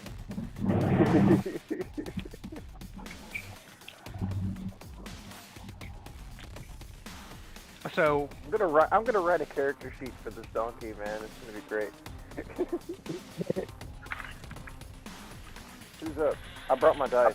I rolled, but I did not. But I lost it. All right. Second roll.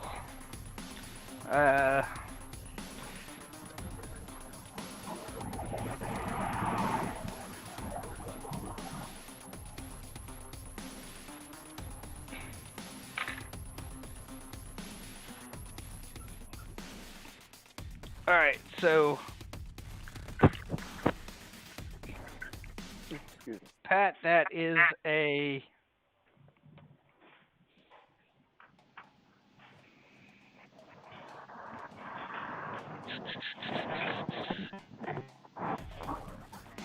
+3, so that's a 19 to hit you. That clears it. I gets over my 18. All right.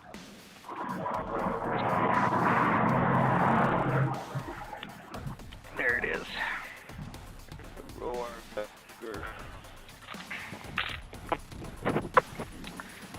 The goblin hooker releases from the ogre's back. Goblin comes flying straight at you. You are too mesmerized by the ludocracy of the whole thing to avoid it. And the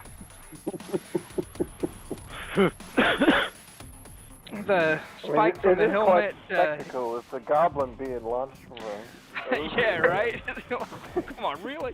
And hits you pretty solid. You're looking at 11 points of damage. But there's like this weird, sickening neck crack kind of sound coming from the goblin. You take 11 points of damage. The helmet sticks into your upper shoulder, but the lower body and the legs kind of fly over your shoulder, and the rest of the goblin keeps going. And yeah, you hear this sickening crack, and then the helmet kind of tears out of your shoulder, and the goblin kind of goes cartwheeling behind you and hits the ground very limp and kind of sad. It's a real horrible experience, especially since you have befriended a couple of goblins, and you know that they're kind of people, man. Feelings, man. They got feelings too. That one's not anymore. No, he is not. There's another 2 goblins behind the ogre. He is blindly reaching behind him, snatching up another. But Thorin has galloped off with Paco, and it is now Zing Zhang's turn. there's really nobody within range. Jing can either start moving towards the two grotesque-looking heads, moving closer to the village, or towards the ogre. Amanda, which direction does Xing Zhang go? Oh, I'm Xing Zhang. Xing Zhang? Okay. Jilang. Whatever. When you're the DM, you can get all the names right. It's a custom game. I just want the last half of the bed. Fair enough. So she starts heading towards the giants. Cool. That's two creatures heading that way. Yeah. So now we are moving on to Achwak. It is your turn. You can close in on the goblin hucking ogre, or you can break off towards the giant heads, or you can go hide in the gutter. I don't know, whatever you want to do. I think I would like to get in on this ogre. And how's the ogre looking? Is he still healthy or what? He's bloodied up, but you know, he's still on his feet and looking solid. But he's All right. he's been lightning bolted and and something else happened to him that wasn't pretty, and he's got some damage. Wait, how much damage did I take on my thing? I forgot to subtract. 11 points of damage.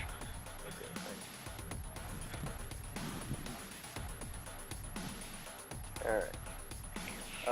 Well, I'm not going to take any chances. I'm going to go ahead and put my using my bonus action, put my hunter's mark on the ogre. Okay. And I'm going to get in on him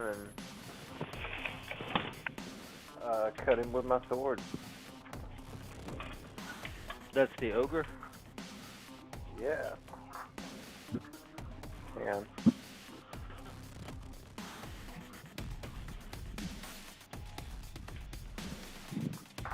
Oh, shit. Oh, damn. First attack is a 2 on the dice, plus 7. So that's a 9. Yeah, that's gonna miss.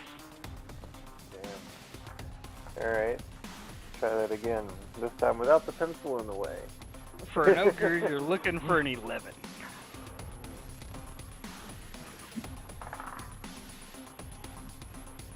Well, that is an 11. 5 on the dice. Oh no, that's a 12. 5 on the dice plus 7. That does it. Very good. Alright.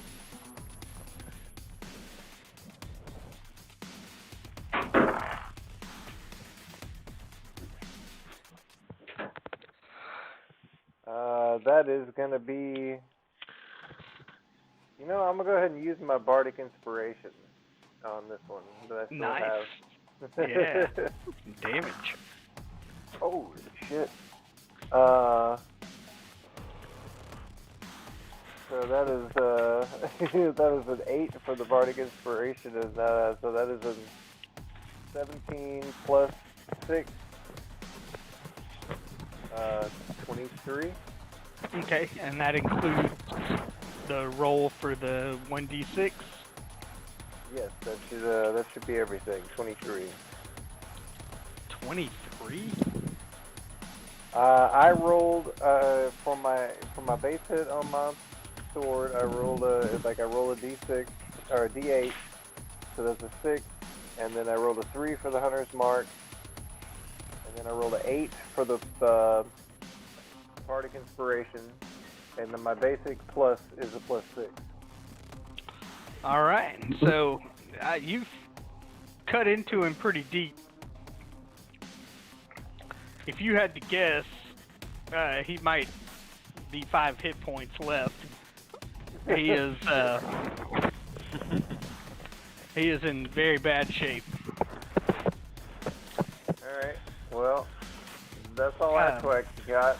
It's Miros' turn. If need be, he can maneuver to a point where he can, be within range of a shot to this ogre. Who's Miros? Am I Miros? That's Oh, I'm Miros. I'm sorry. I was grabbing chips as well. Miros. Let's see. I guess Miros. Can he see the ogre from where he's at? He can move 30 and see the ogre. What about like right there? Yeah. Oh shit.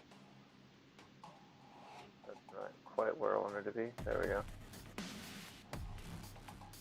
Yeah, and still sticking with the heavy crossbow, I think. Sure.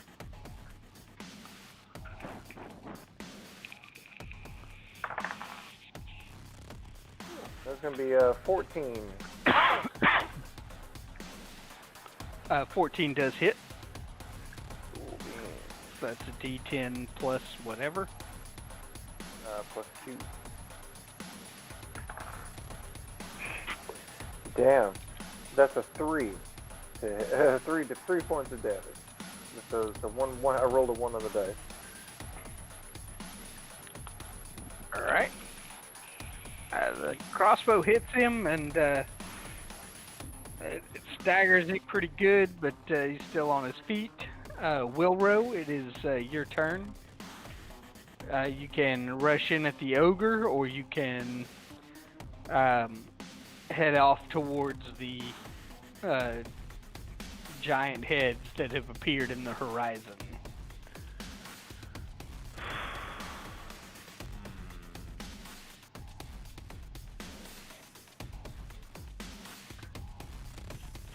I'm gonna take out the ogre, or give the ogre a shot.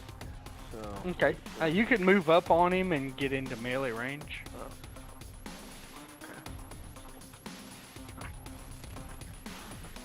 let me get ready.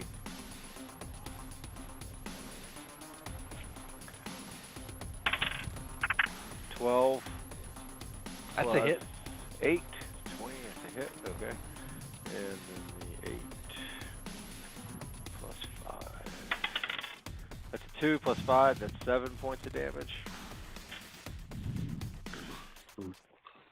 That's gonna do it. Boom. Dead. Done. I don't have any movement left, do I? Oh, I don't need it. Look, there's. No, there's goblins within range. Okay. I'm gonna go ahead and use my second attack on the goblin. That's a 12 plus 8. That's a 20. Oh, that's gonna hit. Okay. 8. That's 3 plus 5. That's 8 points of damage. That's 7 hit points on a goblin, so that's gone. Okay. Now, can I reach anything? Probably not, huh? Nah, I mean they were kind of like in a single file line, ready to be loaded into the hooker. Okay. Well, I will offhand. I'm just gonna move a little bit, just keep everything relative, knowing that the map is wonky. So God bless that. Smoking that California. Okay, that doesn't hit. That's a 4 and a 7. That's an 11.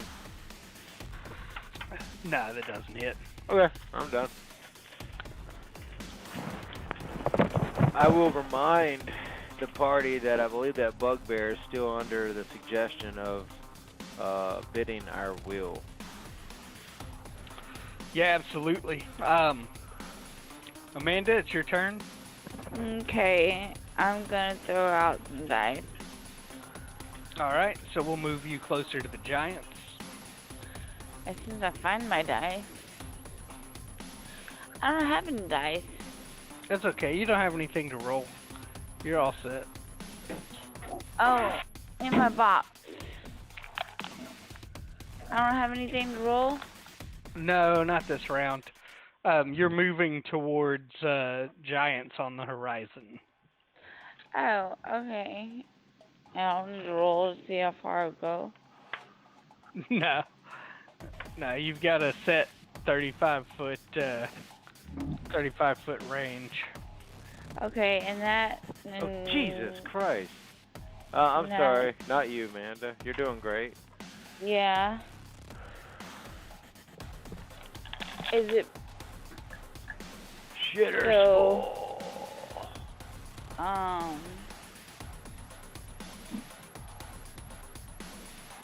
What are you freaking out about? What's going on? Huh? What State? happened? Okay, well, I guess my Oh, turn wait. is over then. Huh? Yeah, it's a movement turn for you. Terribly sorry, but there's basically time in between the active encounter and the giants moving up. Okay. And so basically what's going to happen is we're going to do another initiative roll, and then, you know, a separate battle. Okay. You might have to do that without me. Xenos, I hate to take away your player agency, but you and Chavez are basically moving towards the giants as well. Well, I was going to go that way anyway, to the bugbear. Well, the bugbear is kind of turned and started heading off towards the giants. Maxine was like, I suggest you take your ass down to them giants, honey child. And then they were like, yeah. And so he's like swinging his Morning Star over his head, running headlong towards the giants. He is doing our will. Range of it, is that an attack? No, not here. I think basically for Shabbat Shalom's term anyway. I moved you both towards the giants. What? I don't get to play? Yeah, you don't get to play. For sake of brevity, what's happening is these two goblins with the hats start to try to run out.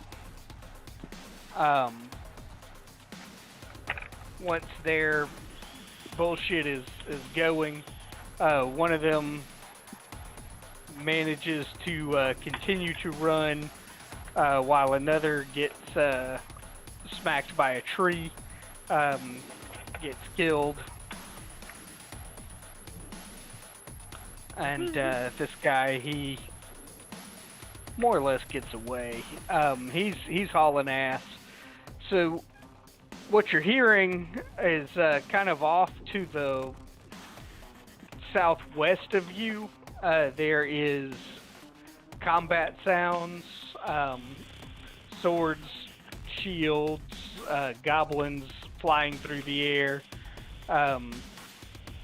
Down in this area here, there seems to be some combat going on between the town's guard and another group, which you would estimate to be of a similar composition of the group that came in to the center of town.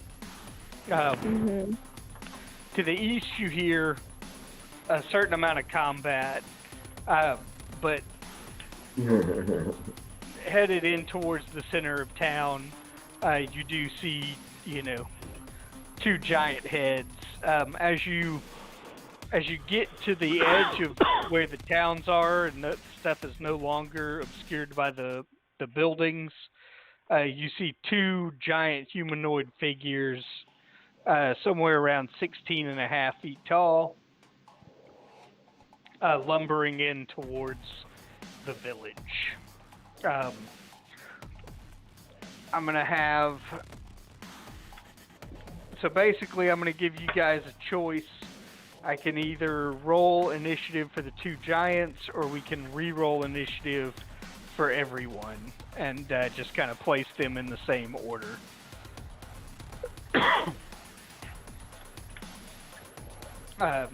Up to you guys. Do we re-roll everybody, or do we just roll for the 2 giants to join But- in? You know, like, couldn't it fit key or something anyway?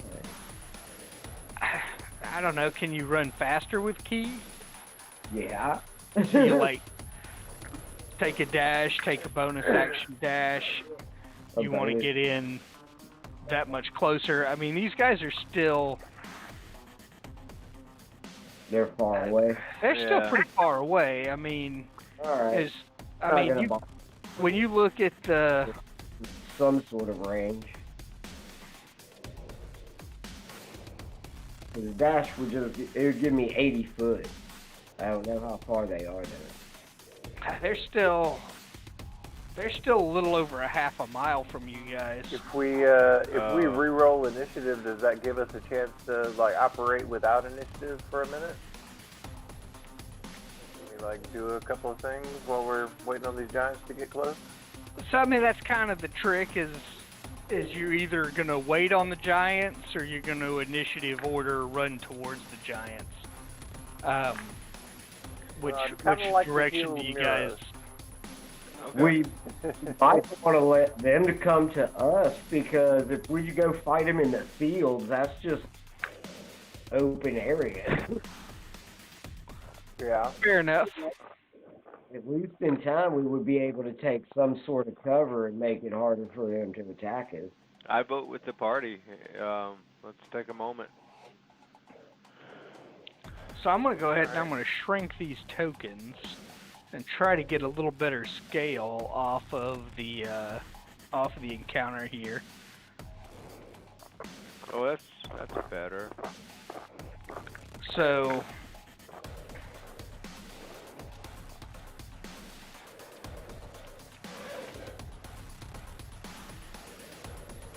Alright.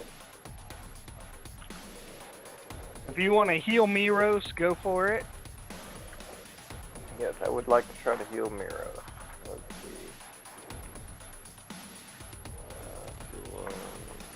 see. Yeah. These guys are like 2,640 feet away from you. So So it's going to be 6 points for Miros.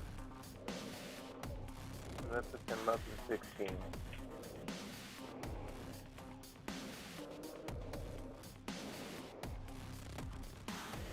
If they're that far away, they can't see us yet, really. they don't. Yeah, exactly. They're not intent on you per se, but they're headed towards the center of the town. There's lights. They seem to think this is where they want to be. I can hear their rhythmic breathing through the trees. That's right. That is the disgusting hill giant breath you hear breathing in upon you. It smells of beer and Red Bull. You hear it getting closer. That's red wine. Thank you very much. I apologize. Hey, are you still doing the mead and all that? Nah, it's been a while since I've done it, but I still have some on the side. Alan and Leah have been like beekeeping, and so they've been making a lot of mead. Dude, I got boxes of brew kit if anybody wants it.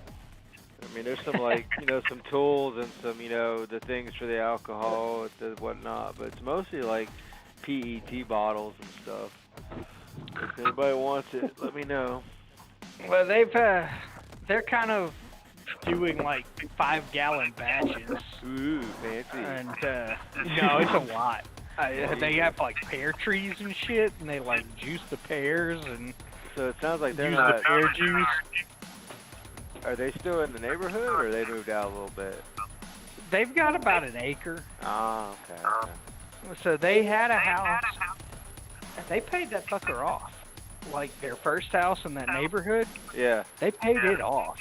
And then they Awesome. tried to put some renters in it, and it was a mess. And so they just recently sold it, and then used the money from that to pay off the house they're in now.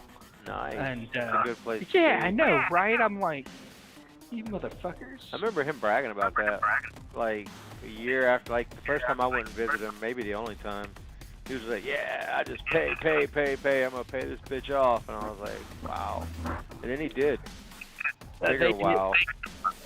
They did, and like I said, their adventures in landlording was a mess. So you're basically looking at about 66 turns for these giants to kind of lumber into where you are at. There's 2 of them. As they... oh wait, no, I still have my bardic inspiration.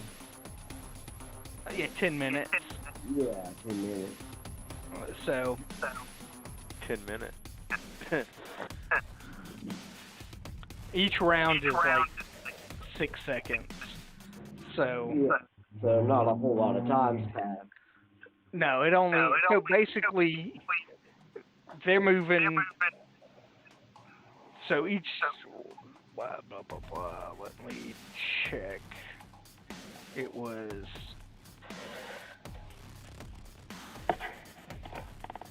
66 times 6 equals divided by 60. It takes them about 6 minutes to cover a half a mile. Probably a little less if they're not stopping to engage the town guard, which the town guard are pretty busy with some ogres and goblins and such. You know, there's no need, so we can half that to about 30 rounds, which is more like 3 minutes. So they're getting into you. Give me just a minute.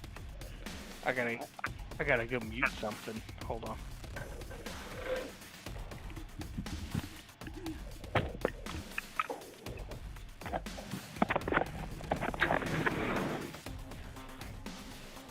Uh-oh. Everybody ran away.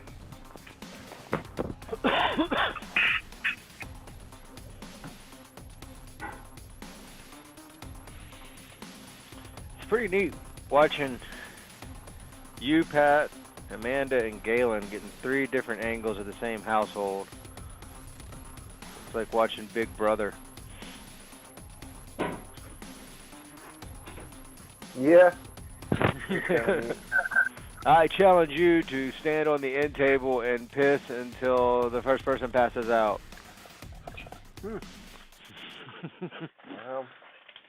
You know what I'm talking about? The Big Brother to TV get up to show? that, somebody's already passed out. Oh, well. I'll be having to pass out soon. I gotta go to work in the morning. Well, it sounds like these giants may require a few more teammates, even though we have the bugbear and all our companions, pets, whatever you call these characters. I wonder, do you think we have time to attack these giants, or do you kind of want to? I don't know. We'll check with Galen. Yeah, because that's going to be a long fight. If it's just those 2, so I guess Galen, I mean, I don't know. Galen will give us a sense of how long. I mean, maybe we can have a pause button, you know? Yeah. Like, we're not going to take a short rest or a long rest. We're going to pick up exactly where we were. I don't have a problem with that. I mean, that makes sense. That would just be like in real life, you know, we'd put the board down and go back to middle school and then come back and continue to whatever. Right. Whoever? Whatever and however, but don't give me no, what's the other one? Whatever. No, we already said that. Oh well. Well, however. Oh. Yeah. However. Oh. Shit. So, Pat's got concerns about time frame, I mean. But these two, I mean, are we looking at like another massive battle, or is it something that, I don't know. You're looking at two hill giants. They're like 16.5 feet tall, and they throw rocks. Yeah. Do y'all think we can take them? Do y'all want to rush them? We have enough characters here to, to do something. Yeah, but is everybody gonna stick around? I'll stay up a little later if we think we can take them. I think we can take them. I think we can take them too. Because I could sleep I till think- whatever the fuck. Woohoo! I'm sorry, Some of Pat. Galen's hot sauce. Somebody definitely mislabeled this. There's no way this is medium. This is Yeah. fire. Yeah, I'm glad to hear I'm not just a puss, because that shit was too much for me. Real quick, what are y'all eating? It's What kind of HEB salsa. Ooh. Yeah, they set that I've shit done up their at medium. HEB. They are full of crap. I've Yeah. done their Hot. mediums before, and I took like 3 bites of that one and was like, yeah, that's a bit much. Yeah, I don't do the mediums because I like to eat a lot, and that shit accumulates. Sorry, Sean. I'll eat the shit out of it. Our HEB jacks up salsa, man. This ain't no pussy talk. They don't fuck around. Alright. Well, if y'all want to try to take out these giants, let's get to it. I'll So- stay up and try to take them out. You guys can maneuver around a little bit before they get to you. Right. At the distance they started, I've moved them up since, but at the distance they started, they would be, more or less unaware. Their passive perception isn't awesome. It's a little better than average. So it's easy to stay stealthy and have an advantage attack. Absolutely. Yeah. Are we rolling initiative then? It's up to you guys. We can either re-roll initiative, or I can just roll 2 initiatives and add them in. Yeah, it don't matter to me. Just add them in Yeah, if it let's goes in faster. Keep them Alright, moving. Keep it just easy. add them in, huh? Yeah, because we have so many extra characters on board. Order doesn't really. I mean, 5. No, it'll be cool.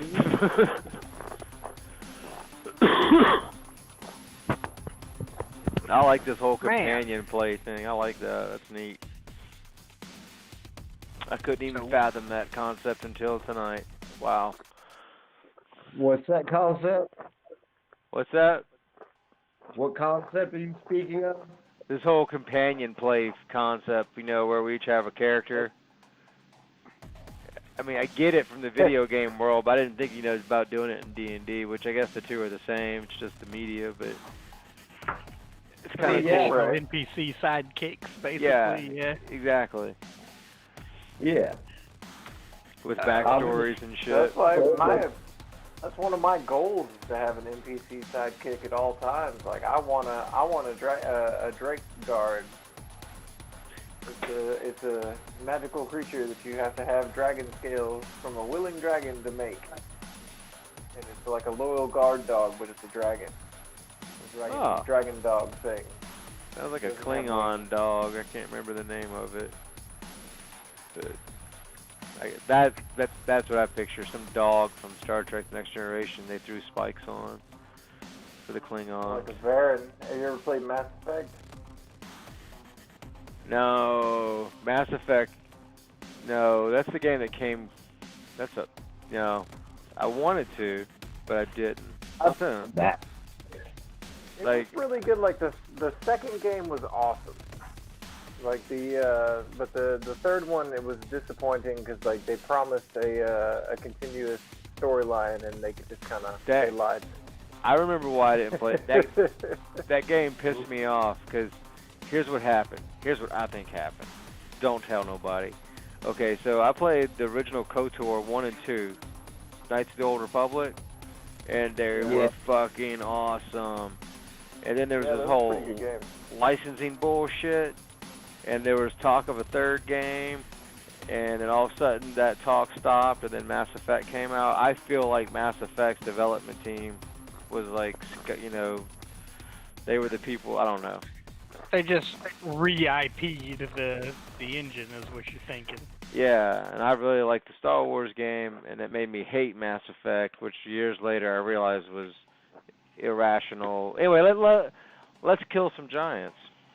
Yeah. No, man. absolutely. No, you ought to give Mass Effect a shot, man. It was pretty cool. I actually did, dude. I grabbed it. I put it in my Steam. I got it on sale. I just actually haven't played it yet because I had a kid.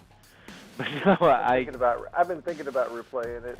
I did come to my senses, and I got some kind of like multi-pack Game of the Year edition. Nice. All right, Giants. Yeah, sorry. That's fine. So, Giants moving in.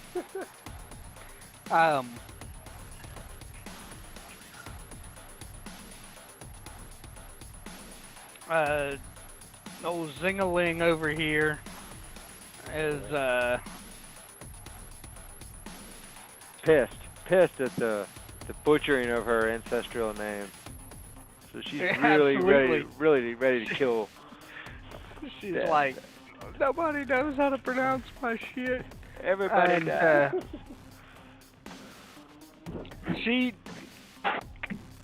pulls some David and Goliath crap and pulls out a sling and is like, I'm gonna fucking slay that bitch, and misses. Fires off a shot from the sling, misses pretty horribly, and one of the giants kind of looks over into the area she is at. She's firing that off from the side of the road, a little bit within some of these houses, but not exactly behind a shitload of cover. Achwak, it is officially a new round of combat. You've had time if you want to move your token. You've had plenty of time to kind of decide where you want to be staged up at.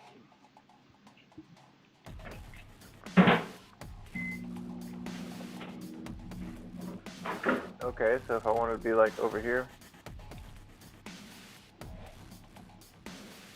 Well, Yeah, get her to absolutely. move. There we go.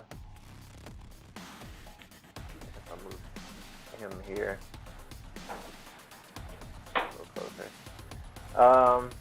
Do I have my like Gloomstalker initiative thing, like on my a first turn or thing? Correct. This would be a new encounter, basically. You're kind of like set to ambush. All right. Well, am I within range of this guy? How far am I away from this guy?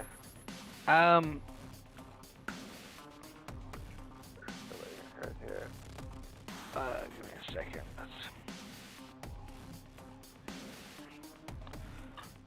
He's about like 40 feet out. Okay.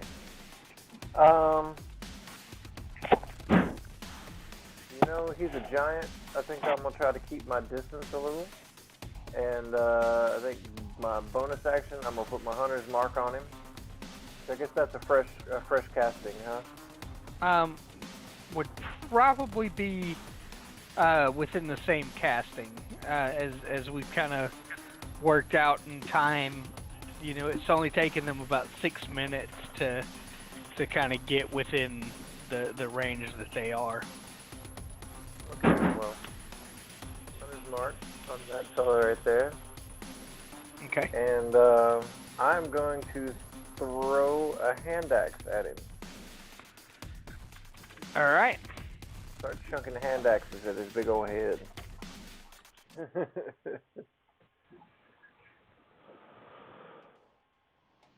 see how this goes. Oh, that is a 13 on the dice, plus 6. That's a hit. All right.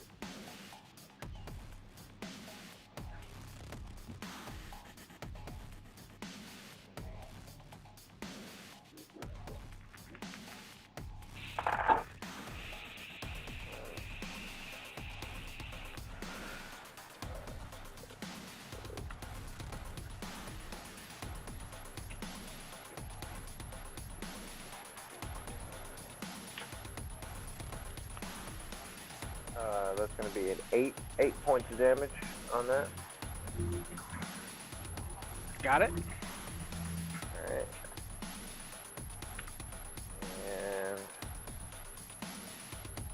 gonna, like, I get 3 attacks in my first round and I have 3 hand axes, so where this is gonna go. 16 on the dice for the second one, plus 6. That's it. 22.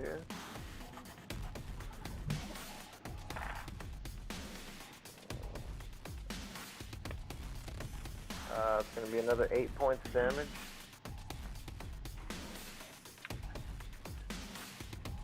And one more. Go for it. Oh shit. That's a 7 on the dice plus 6. Be a 13. 13 hits. Oh. Sweet.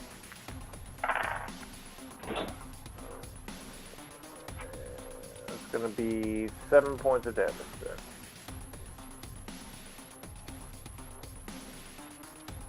Alright. The Atruac just kind of springs out from behind the building and just like throws a bunch of axes at this giant. Good deal. They all hit. Boom, boom, boom. And, you know, it doesn't, like, slow him down or nothing, but they definitely hit him. He's got a rock in his hand, like, as he stands. But he is not next in the turn. It is Wilro. Alright.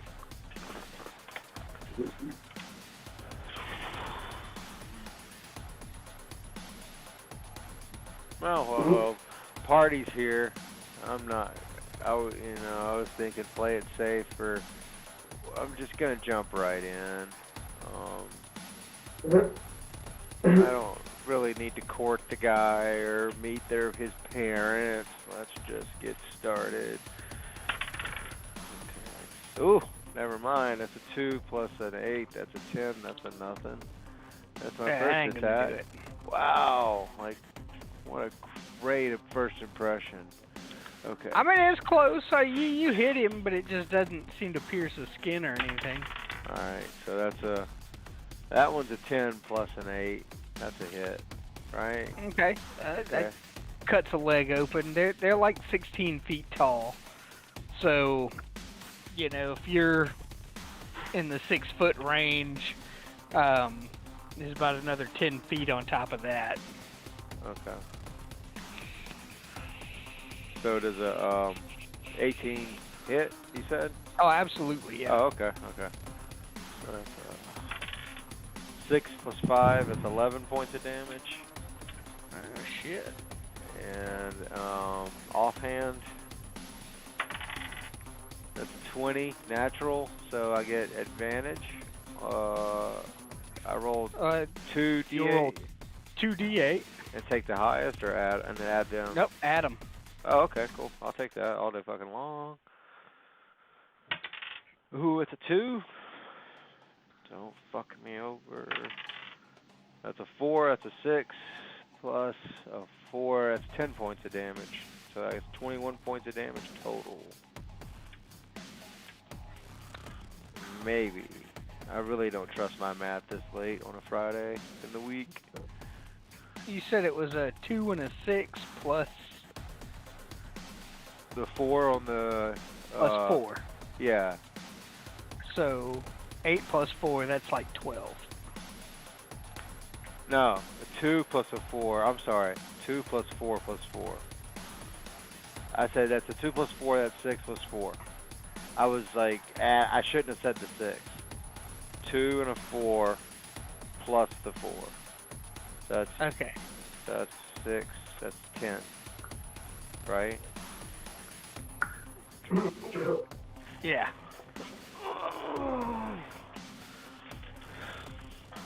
Got it? Okay, so that's it for me on this one. No bonus action? Oh yeah, I guess I could. I mean, we're trying to finish off the evening. A bonus act. Wait, that was a bonus action. This You would get be. two This attack would be. actions. I did 2 attacks. The first one I missed. The second one I landed.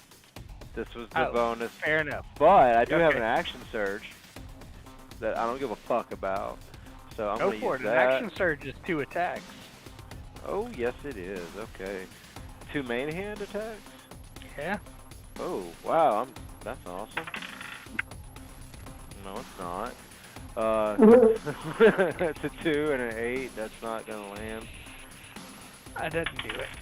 That's a 13 and an 8. That does land. That does land. That's a 3 plus 5. That's 8 points of damage. And that's it. All right. Yeah, not And too bad. it's gone. Can I still Miros. move? No, wait. No, if I move, he can. Never mind. Never mind. So action 1 second attack. Alright, Miros. I think he's just gonna move up here kind of closer to Atchwack and take a shot at that giant with his crossbow. Give it a roll. He's a bartender. He's not looking to run up and get hand to hand with a fucking giant. Oh, he can serve, but he can't get served. Yeah. Apparently he can't serve. That's going to be a 5.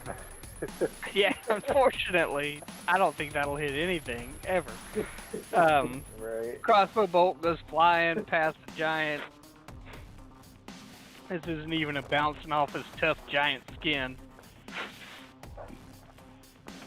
We are moving on I guess he's to never seen a giant before. Shaval Sabat. Alright, 1 He second. doesn't do shit on the Sabbath. It's all cool. He's going to fuck with the Jesus. The Jesus.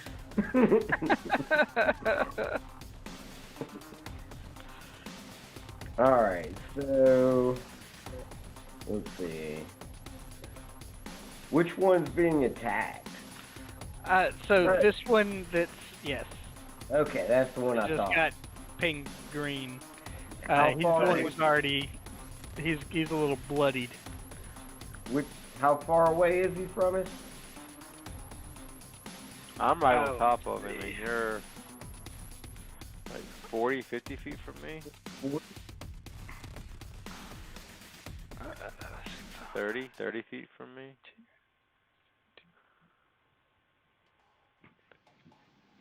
About 30 feet, yeah. Alright. I want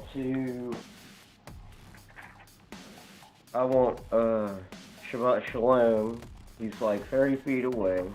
I want him to move. He's 30 feet away. He's also got Wilro within melee range. Oh, okay. So he already is in melee range. Never Two. mind. I'm crossbow. There you go. Alright. Let's see what we did here. 11 plus 4 is a 15. Yeah, that does it. Alright, I don't remember what his damage was. It's what, 1d6? Plus Plus the another 2, yeah. So I'm gonna roll 3. We'll roll these guys. That'll be 6, 7, 8, 9, 10. 10 damage. Plus 2 or anything, or? Yeah, there is a plus 2 for... Wait. Yep, plus 2. So 12. Got it? Alright. So he takes a shot, stays where he's at, or bonus action hides, or whatever. Yeah, he's definitely gonna wanna hide. So it doesn't list it on his sheet, but as a rogue, since he gets a sneak attack, we'll go with a bonus action hide. Go ahead and roll D20 for stealth. Alright. That'll be a 13 plus... Plus 4. Is it plus 4? He's got a plus 2 for his... Yeah, I see it, yeah. Plus 4 to stealth. Oh, wow. Alright, so I got 14. This guy's got a pass over of 12. We'll go with that. Alright, so he like takes a shot and jumps back into his shadow and feels pretty confident in his hiding ability.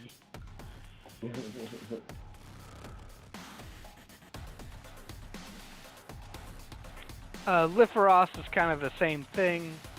Liferos is did not start within the bushes. He was kind of moving up with the rest of the group. He gets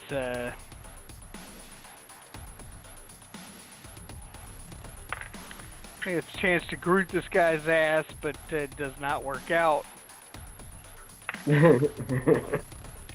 And plus 6 on an 8.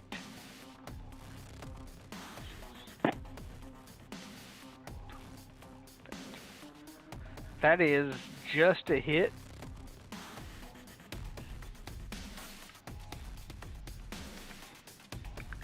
Exactly what he needed to do it.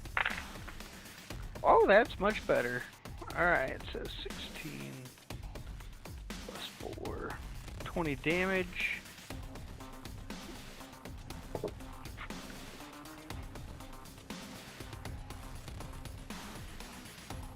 And then we are moving on to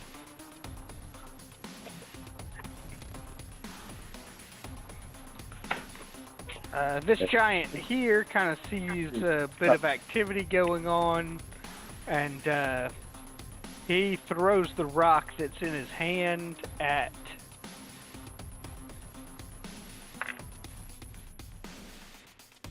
Wilro. Oh, and that's a 1. He misses. Rock goes crashing into some poor sons of bitch's house within this whole general zone of shit. And boom, I mean, it crashes in, like, flies straight through the fucking wall. Moving on to Xenos. Thank God. Thank the gods, I add. Well, I'm gonna run up to that one that, you know, the one we've already been beaten on. Yeah. And he's getting that staff. If I can put it in his ass, I will. Go for it. Glow stick up the ass. Party time, apparently. I guess it's going up his ass. That's an 18 plus, what, 3? Yeah. 18 plus 3, that's gonna hit. Be a 1d8, two-handed staffing. Yep.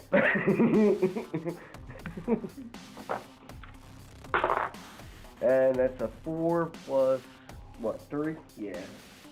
4 plus 3 data. 7 points of damage. You know, I mean, he's starting to...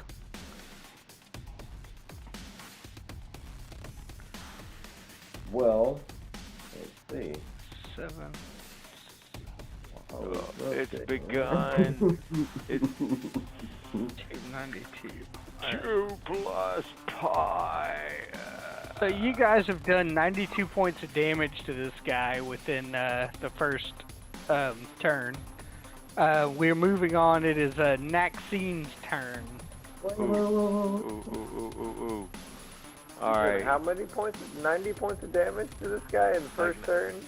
Yeah. Sweet, And right? he's still standing.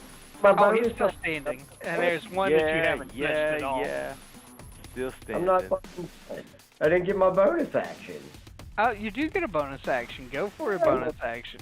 You're gonna Naxine, roadhouse you. that giant? I'm gonna jump roadhouse him. Because he's Kind of oh. kick him in the knee, basically. Yeah, but I'll use my... You got it. I can jump that high. I can jump 20 fucking feet. Oh, I can shit. get right in the fucking face. Fuck yeah, monk. And I didn't. Oh. But I jumped. Fuck yeah. Made me Like- a tip. 10 is not gonna do it. But, I rolled a 5. Alright, old Naxine. I am also, I really liked rolling all those dice, so we're gonna do that one again. What was that? dexterity saving throw on the giant. Lightning bolt. Yeah, roll all them dice. Fucking A! It's like winning the Price is Right. Okay. The price is wrong, bitch.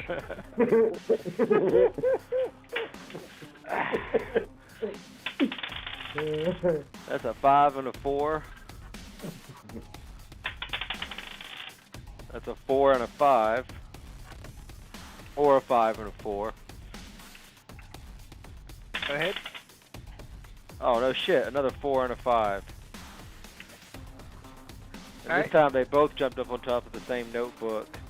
Wait, was that like 5s and 4s like all 4 times, or have you rolled? Wait, that was 3 times. That's Okay, 5 one and more. 4, 3 times in a row. Okay. If this gets another 4 and a 5, man, I'm calling a Catholic priest. Oh, shit. 4 and a 5, but one is like at an angle on the top of an edge of a book in another book. Should I re-roll that one? If you would have re-rolled it because it was shitty, then yeah. Well, it's a 5. It's up to you guys. If y'all want me to re-roll it, I will. You would have re-rolled it if it was a 1. Give it a re-roll. Okay. 4.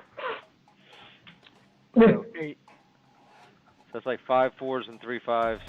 So it's totals. Okay.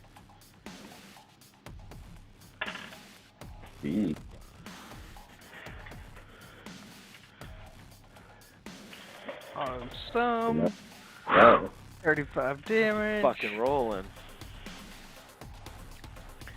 So lightning bolt strikes into this guy's head, and it like literally explodes. Lightning's everywhere, and it was like weird geyser of giant head comes fucking shit off, and he drops like a sack of shit. It's a lot of noise, you know, as if like a 16-foot fucking figure crashed into the ground. It's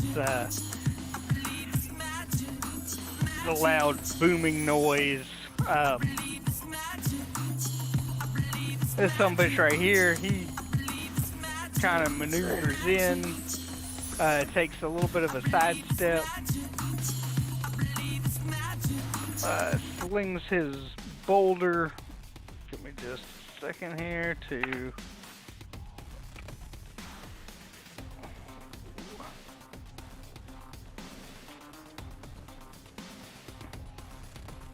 I'm gonna stop that. It's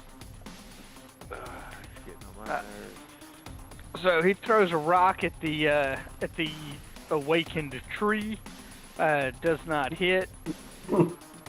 Smashes into another house close by.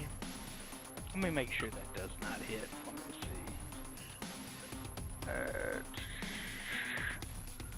see. 6 plus what? Oh shit, plus 8. So... never mind, it does hit the awakened tree. Does...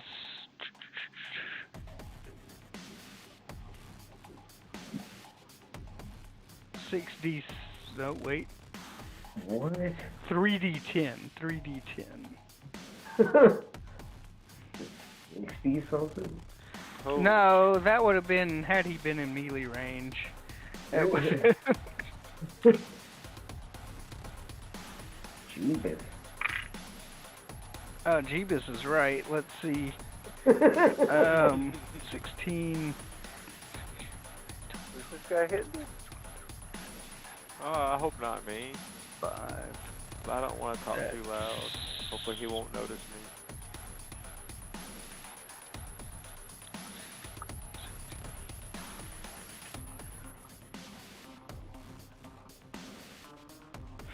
Uh, 28 points of damage to liver loss.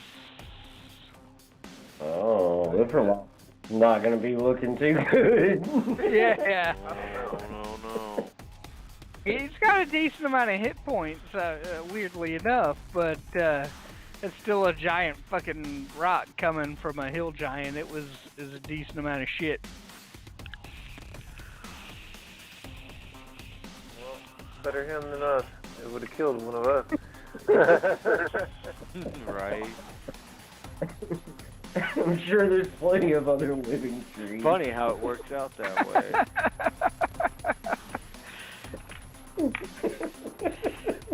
Alright, so Zingaling throws another fucking rock out the slings, and it's a miss. It's not even like a bouncing off his tough skin. It flies right past the giant. We are back to Affleck. Alright, how far am I away from this dude? You are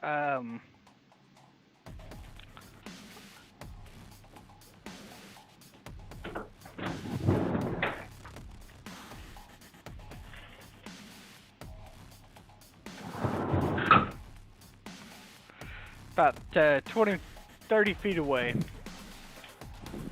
Okay.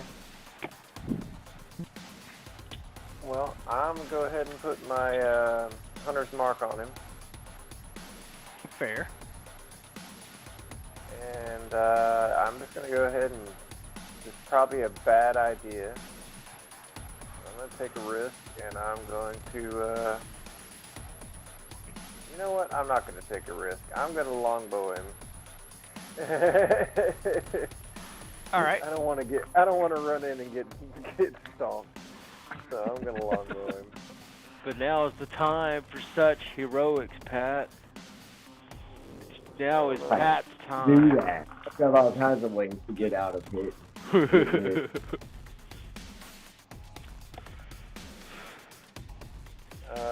That is going to be a 14. A 14 hit. Alright.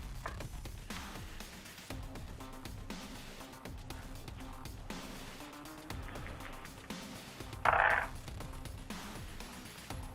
and that is going to be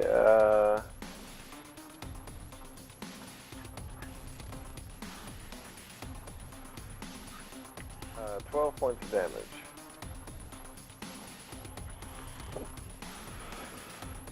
Alright, next up is Wilro. Oh wait, I get a second attack. Oh, you do get a second attack. Go for it. Yeah, it's going to be another longbow. That is a 9 plus 4, which will be 13. 13 hits. Okay.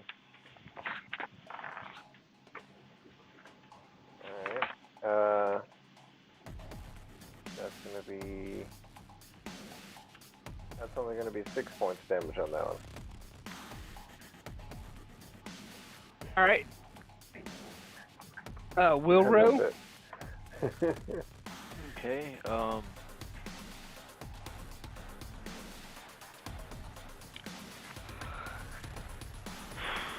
feel like if this guy just swings one time and hits me, I'm in for it.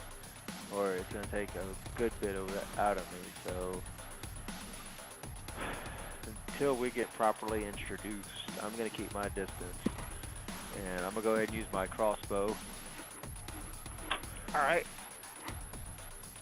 On my first attack. Yeah.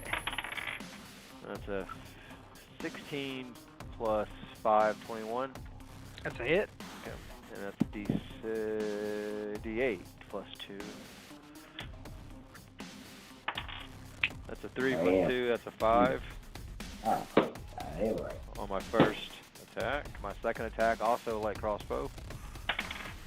That's a 20 natural, so 2d8. Very nice. That's Yeah. right. 2d8.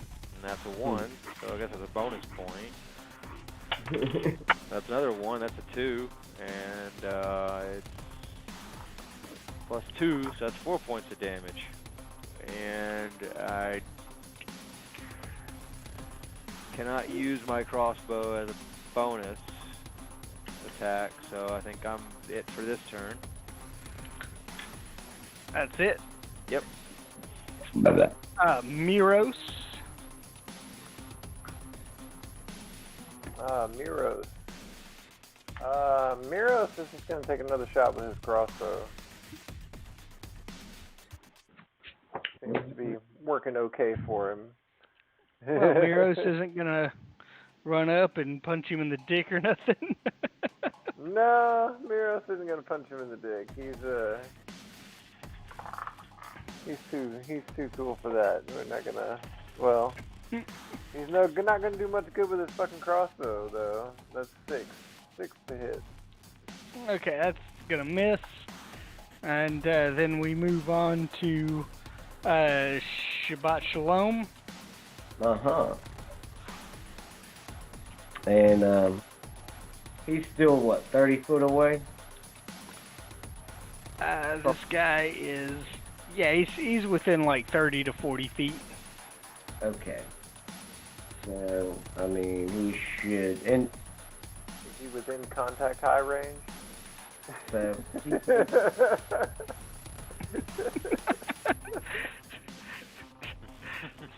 Shalvis is like, I got a 60. You need an 8. I got them trees, he says. So I'm gonna do the crossbow attack. Okay. Let me roll this one. I ain't rolled it all night.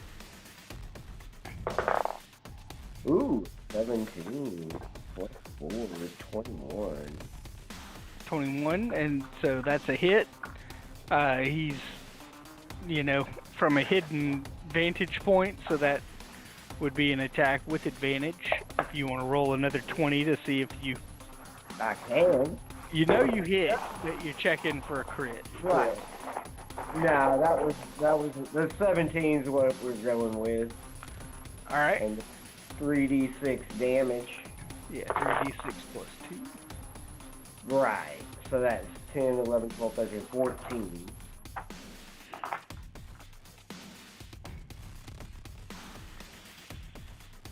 Chavez is pretty cool. That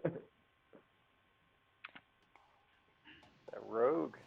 Yeah, ain't nothing wrong with rogue. All right.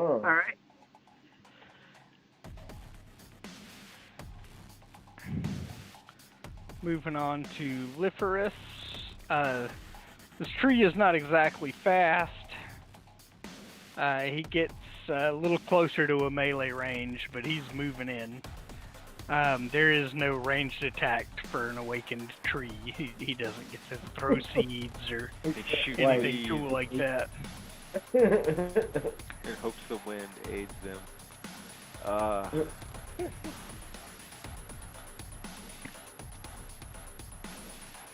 So, is it my turn again? It is Xenos's turn, correct. Okay, that's what I thought. And I'm still up on this guy. So, Not to overtalk, but I'm gonna be right back. I gotta go fetch a dog. Don't skip me. I'll be right back. I'm not gonna. Right on. How far is the next giant? You've already dropped the second one, so the first one. So the second one was probably about 20 feet away from the first. There's still 2 on my screen though. Oh, I Might deleted be one. frozen. Which one's dead?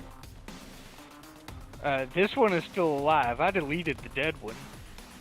Can you ping it? I am. Oh shit, my stuff's all Yeah. fucked. I I think need he's to. frozen.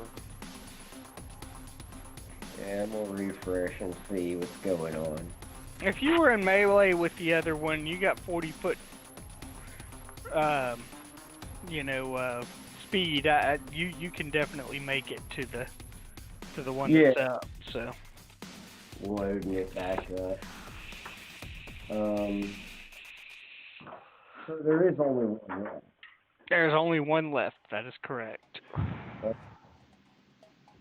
So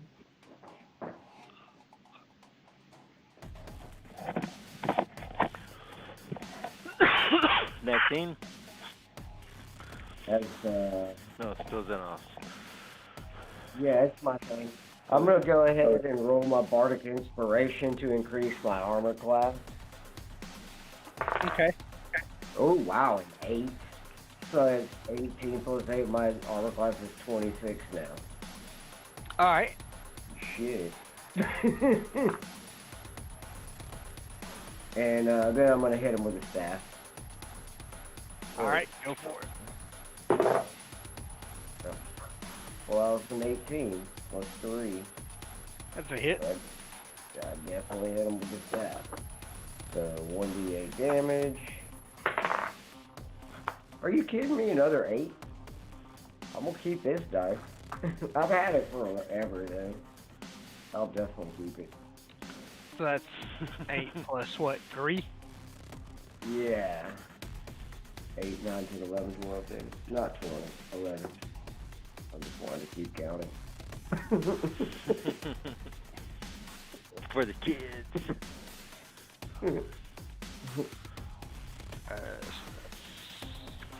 All the Pac-Man video games and hula hoop.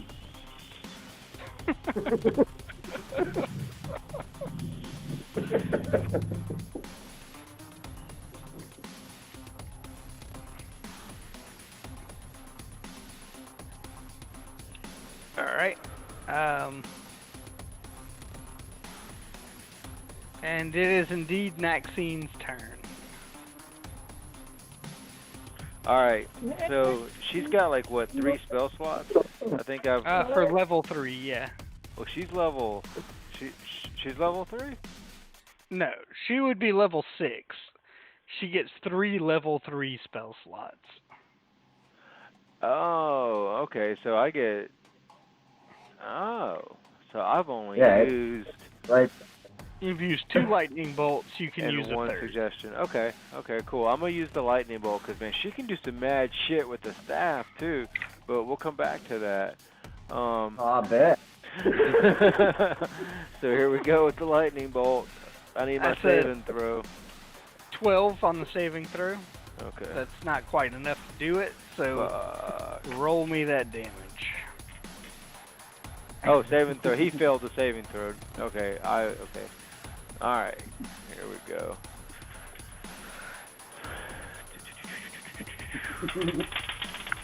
That's a 1 and a 3.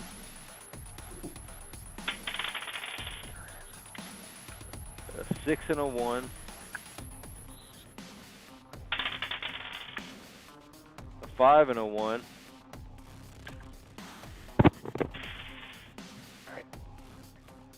And a 6 and a 3.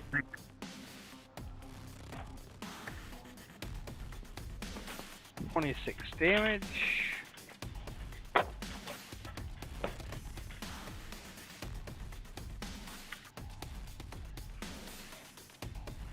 I'm gonna have to remember that lightning bolt. But it's like a, what is that, like a level? That's Level 3 spell, yeah. Oh, it is level 3. Oh, okay. So you can get that pretty quick. You can get it by 5th level, yeah.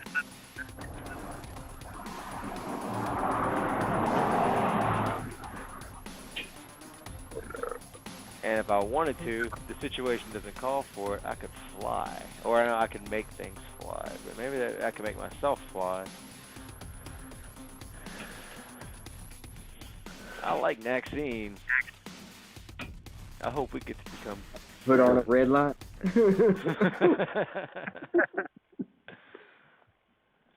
Maxine, you silver fox, you. So basically, this guy falls to his knees and is like literally crying. He's like, "Brr." Well, what the fuck you expect? I'm sorry. And so he is he is more or less yielding here. He spends his turn, straight up groveling. He's not lashing out towards the tree or anyone else within melee range. And yeah, he is very obviously given up. But we go back to the top of the initiative round for Atchwag. Well, what do you think, guys? I think some questioning is needed. Well, you better do it quick before my Yeah. What do you say? I'd like to know what more is coming if I would make a suggestion. I mean, do you want to spare this guy and question him, or do you want to keep trying to kill him? Oh, for now, I'm just curious about what's coming next. Oh. I thought mine already played now. You don't want to take a prisoner? It's not I impossible to tie up. Oh, man. always with the pets. I mean, at the very least, I'm curious if he can tell us anything about what's coming next. But we're still in initiative roll, so I really can't ask him anything. It's But if we accept his surrender, we can get out of combat. Right. I'm on the fence. You two roll it out. And I'm all for hearing what he has to say. Yeah, me too. I just don't have any long-term commitment either way. So I guess I'll say I'll see what everybody else is going to do. So Atchwak is going to hold his action. If we go into more fighting, then I'll attack. If we don't, then I won't. Okay, fair enough. Wilro, you are up next. Alright, well, I ask him, what can you tell us? What is coming next? Why are you here? What's your story? He says, me get food for Guh. What the fuck's a Guh? He says, Guh's big, real big, bigger than me. Well, you're not gonna get food for Guh here. Ye old Costco up the road. It's food here. Guh need food. Guh get big. What the fuck is Guh? Well, you can go back and tell Guh he can't have his food, or you die right here. You kind of the bell ringings has kind of died down. You do not hear near as much fighting in the distance from the other groups that you had heard it before. It sounds like things are kind of winding down as far as the fighting in and around the village. Feels like the majority of this attack has been repelled. Well, there's a little real world, stuff here. I know Pat has to work in the morning. Perhaps you should just take him captive and take a pause point, or just take a pause point here and figure out what to do with Guh. No wait, this isn't Guh. This is Guh's minion. Oh wait, no, I'm still talking to him. What is a Guh other than big? Is it a dragon? Does he have? Does Guh breathe fire? I'm towards taking him prisoner. He says Guh's my wife. Whoa, this is complicated. I don't know about prisoner, but I do say pause point because there's other people in the party that other than us three, I guess. Yeah, absolutely. Yeah. But I mean, I'm dude, either way. we don't You have know? to take a short rest or a long rest or anything like that. We can just pause it. Right? Yeah, Yeah, and absolutely.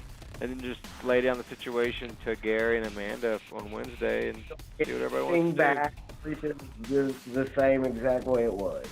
Yep, Absolutely. save everything because this is now I do have to ask this: why did the bugbear puss out and not attack? Because I forgot his rolling initiative. Okay, not that it mattered because we nailed that shit. Man, I like Maxine. Okay, that shit was awesome. Yeah, a little taste of magic. Yeah, it was kind of like trigonometry. I didn't really want to mess with it, but pretty cool. I get it now. I mean, there's more than A and B buttons to mash. No, it's not overly complicated, but it is definitely different than Yeah. I will hit it with a stick. Well, I like my stick. I do like my stick. Hell yeah, dude. So much so you got a pair of them. So, yeah, it's no problem. We can leave it here. It's a good stopping point. The way the encounter was designed was to be no more than two of the groups of attackers. It is a shitload of enemies inside the walls, a fair amount of enemies outside the walls,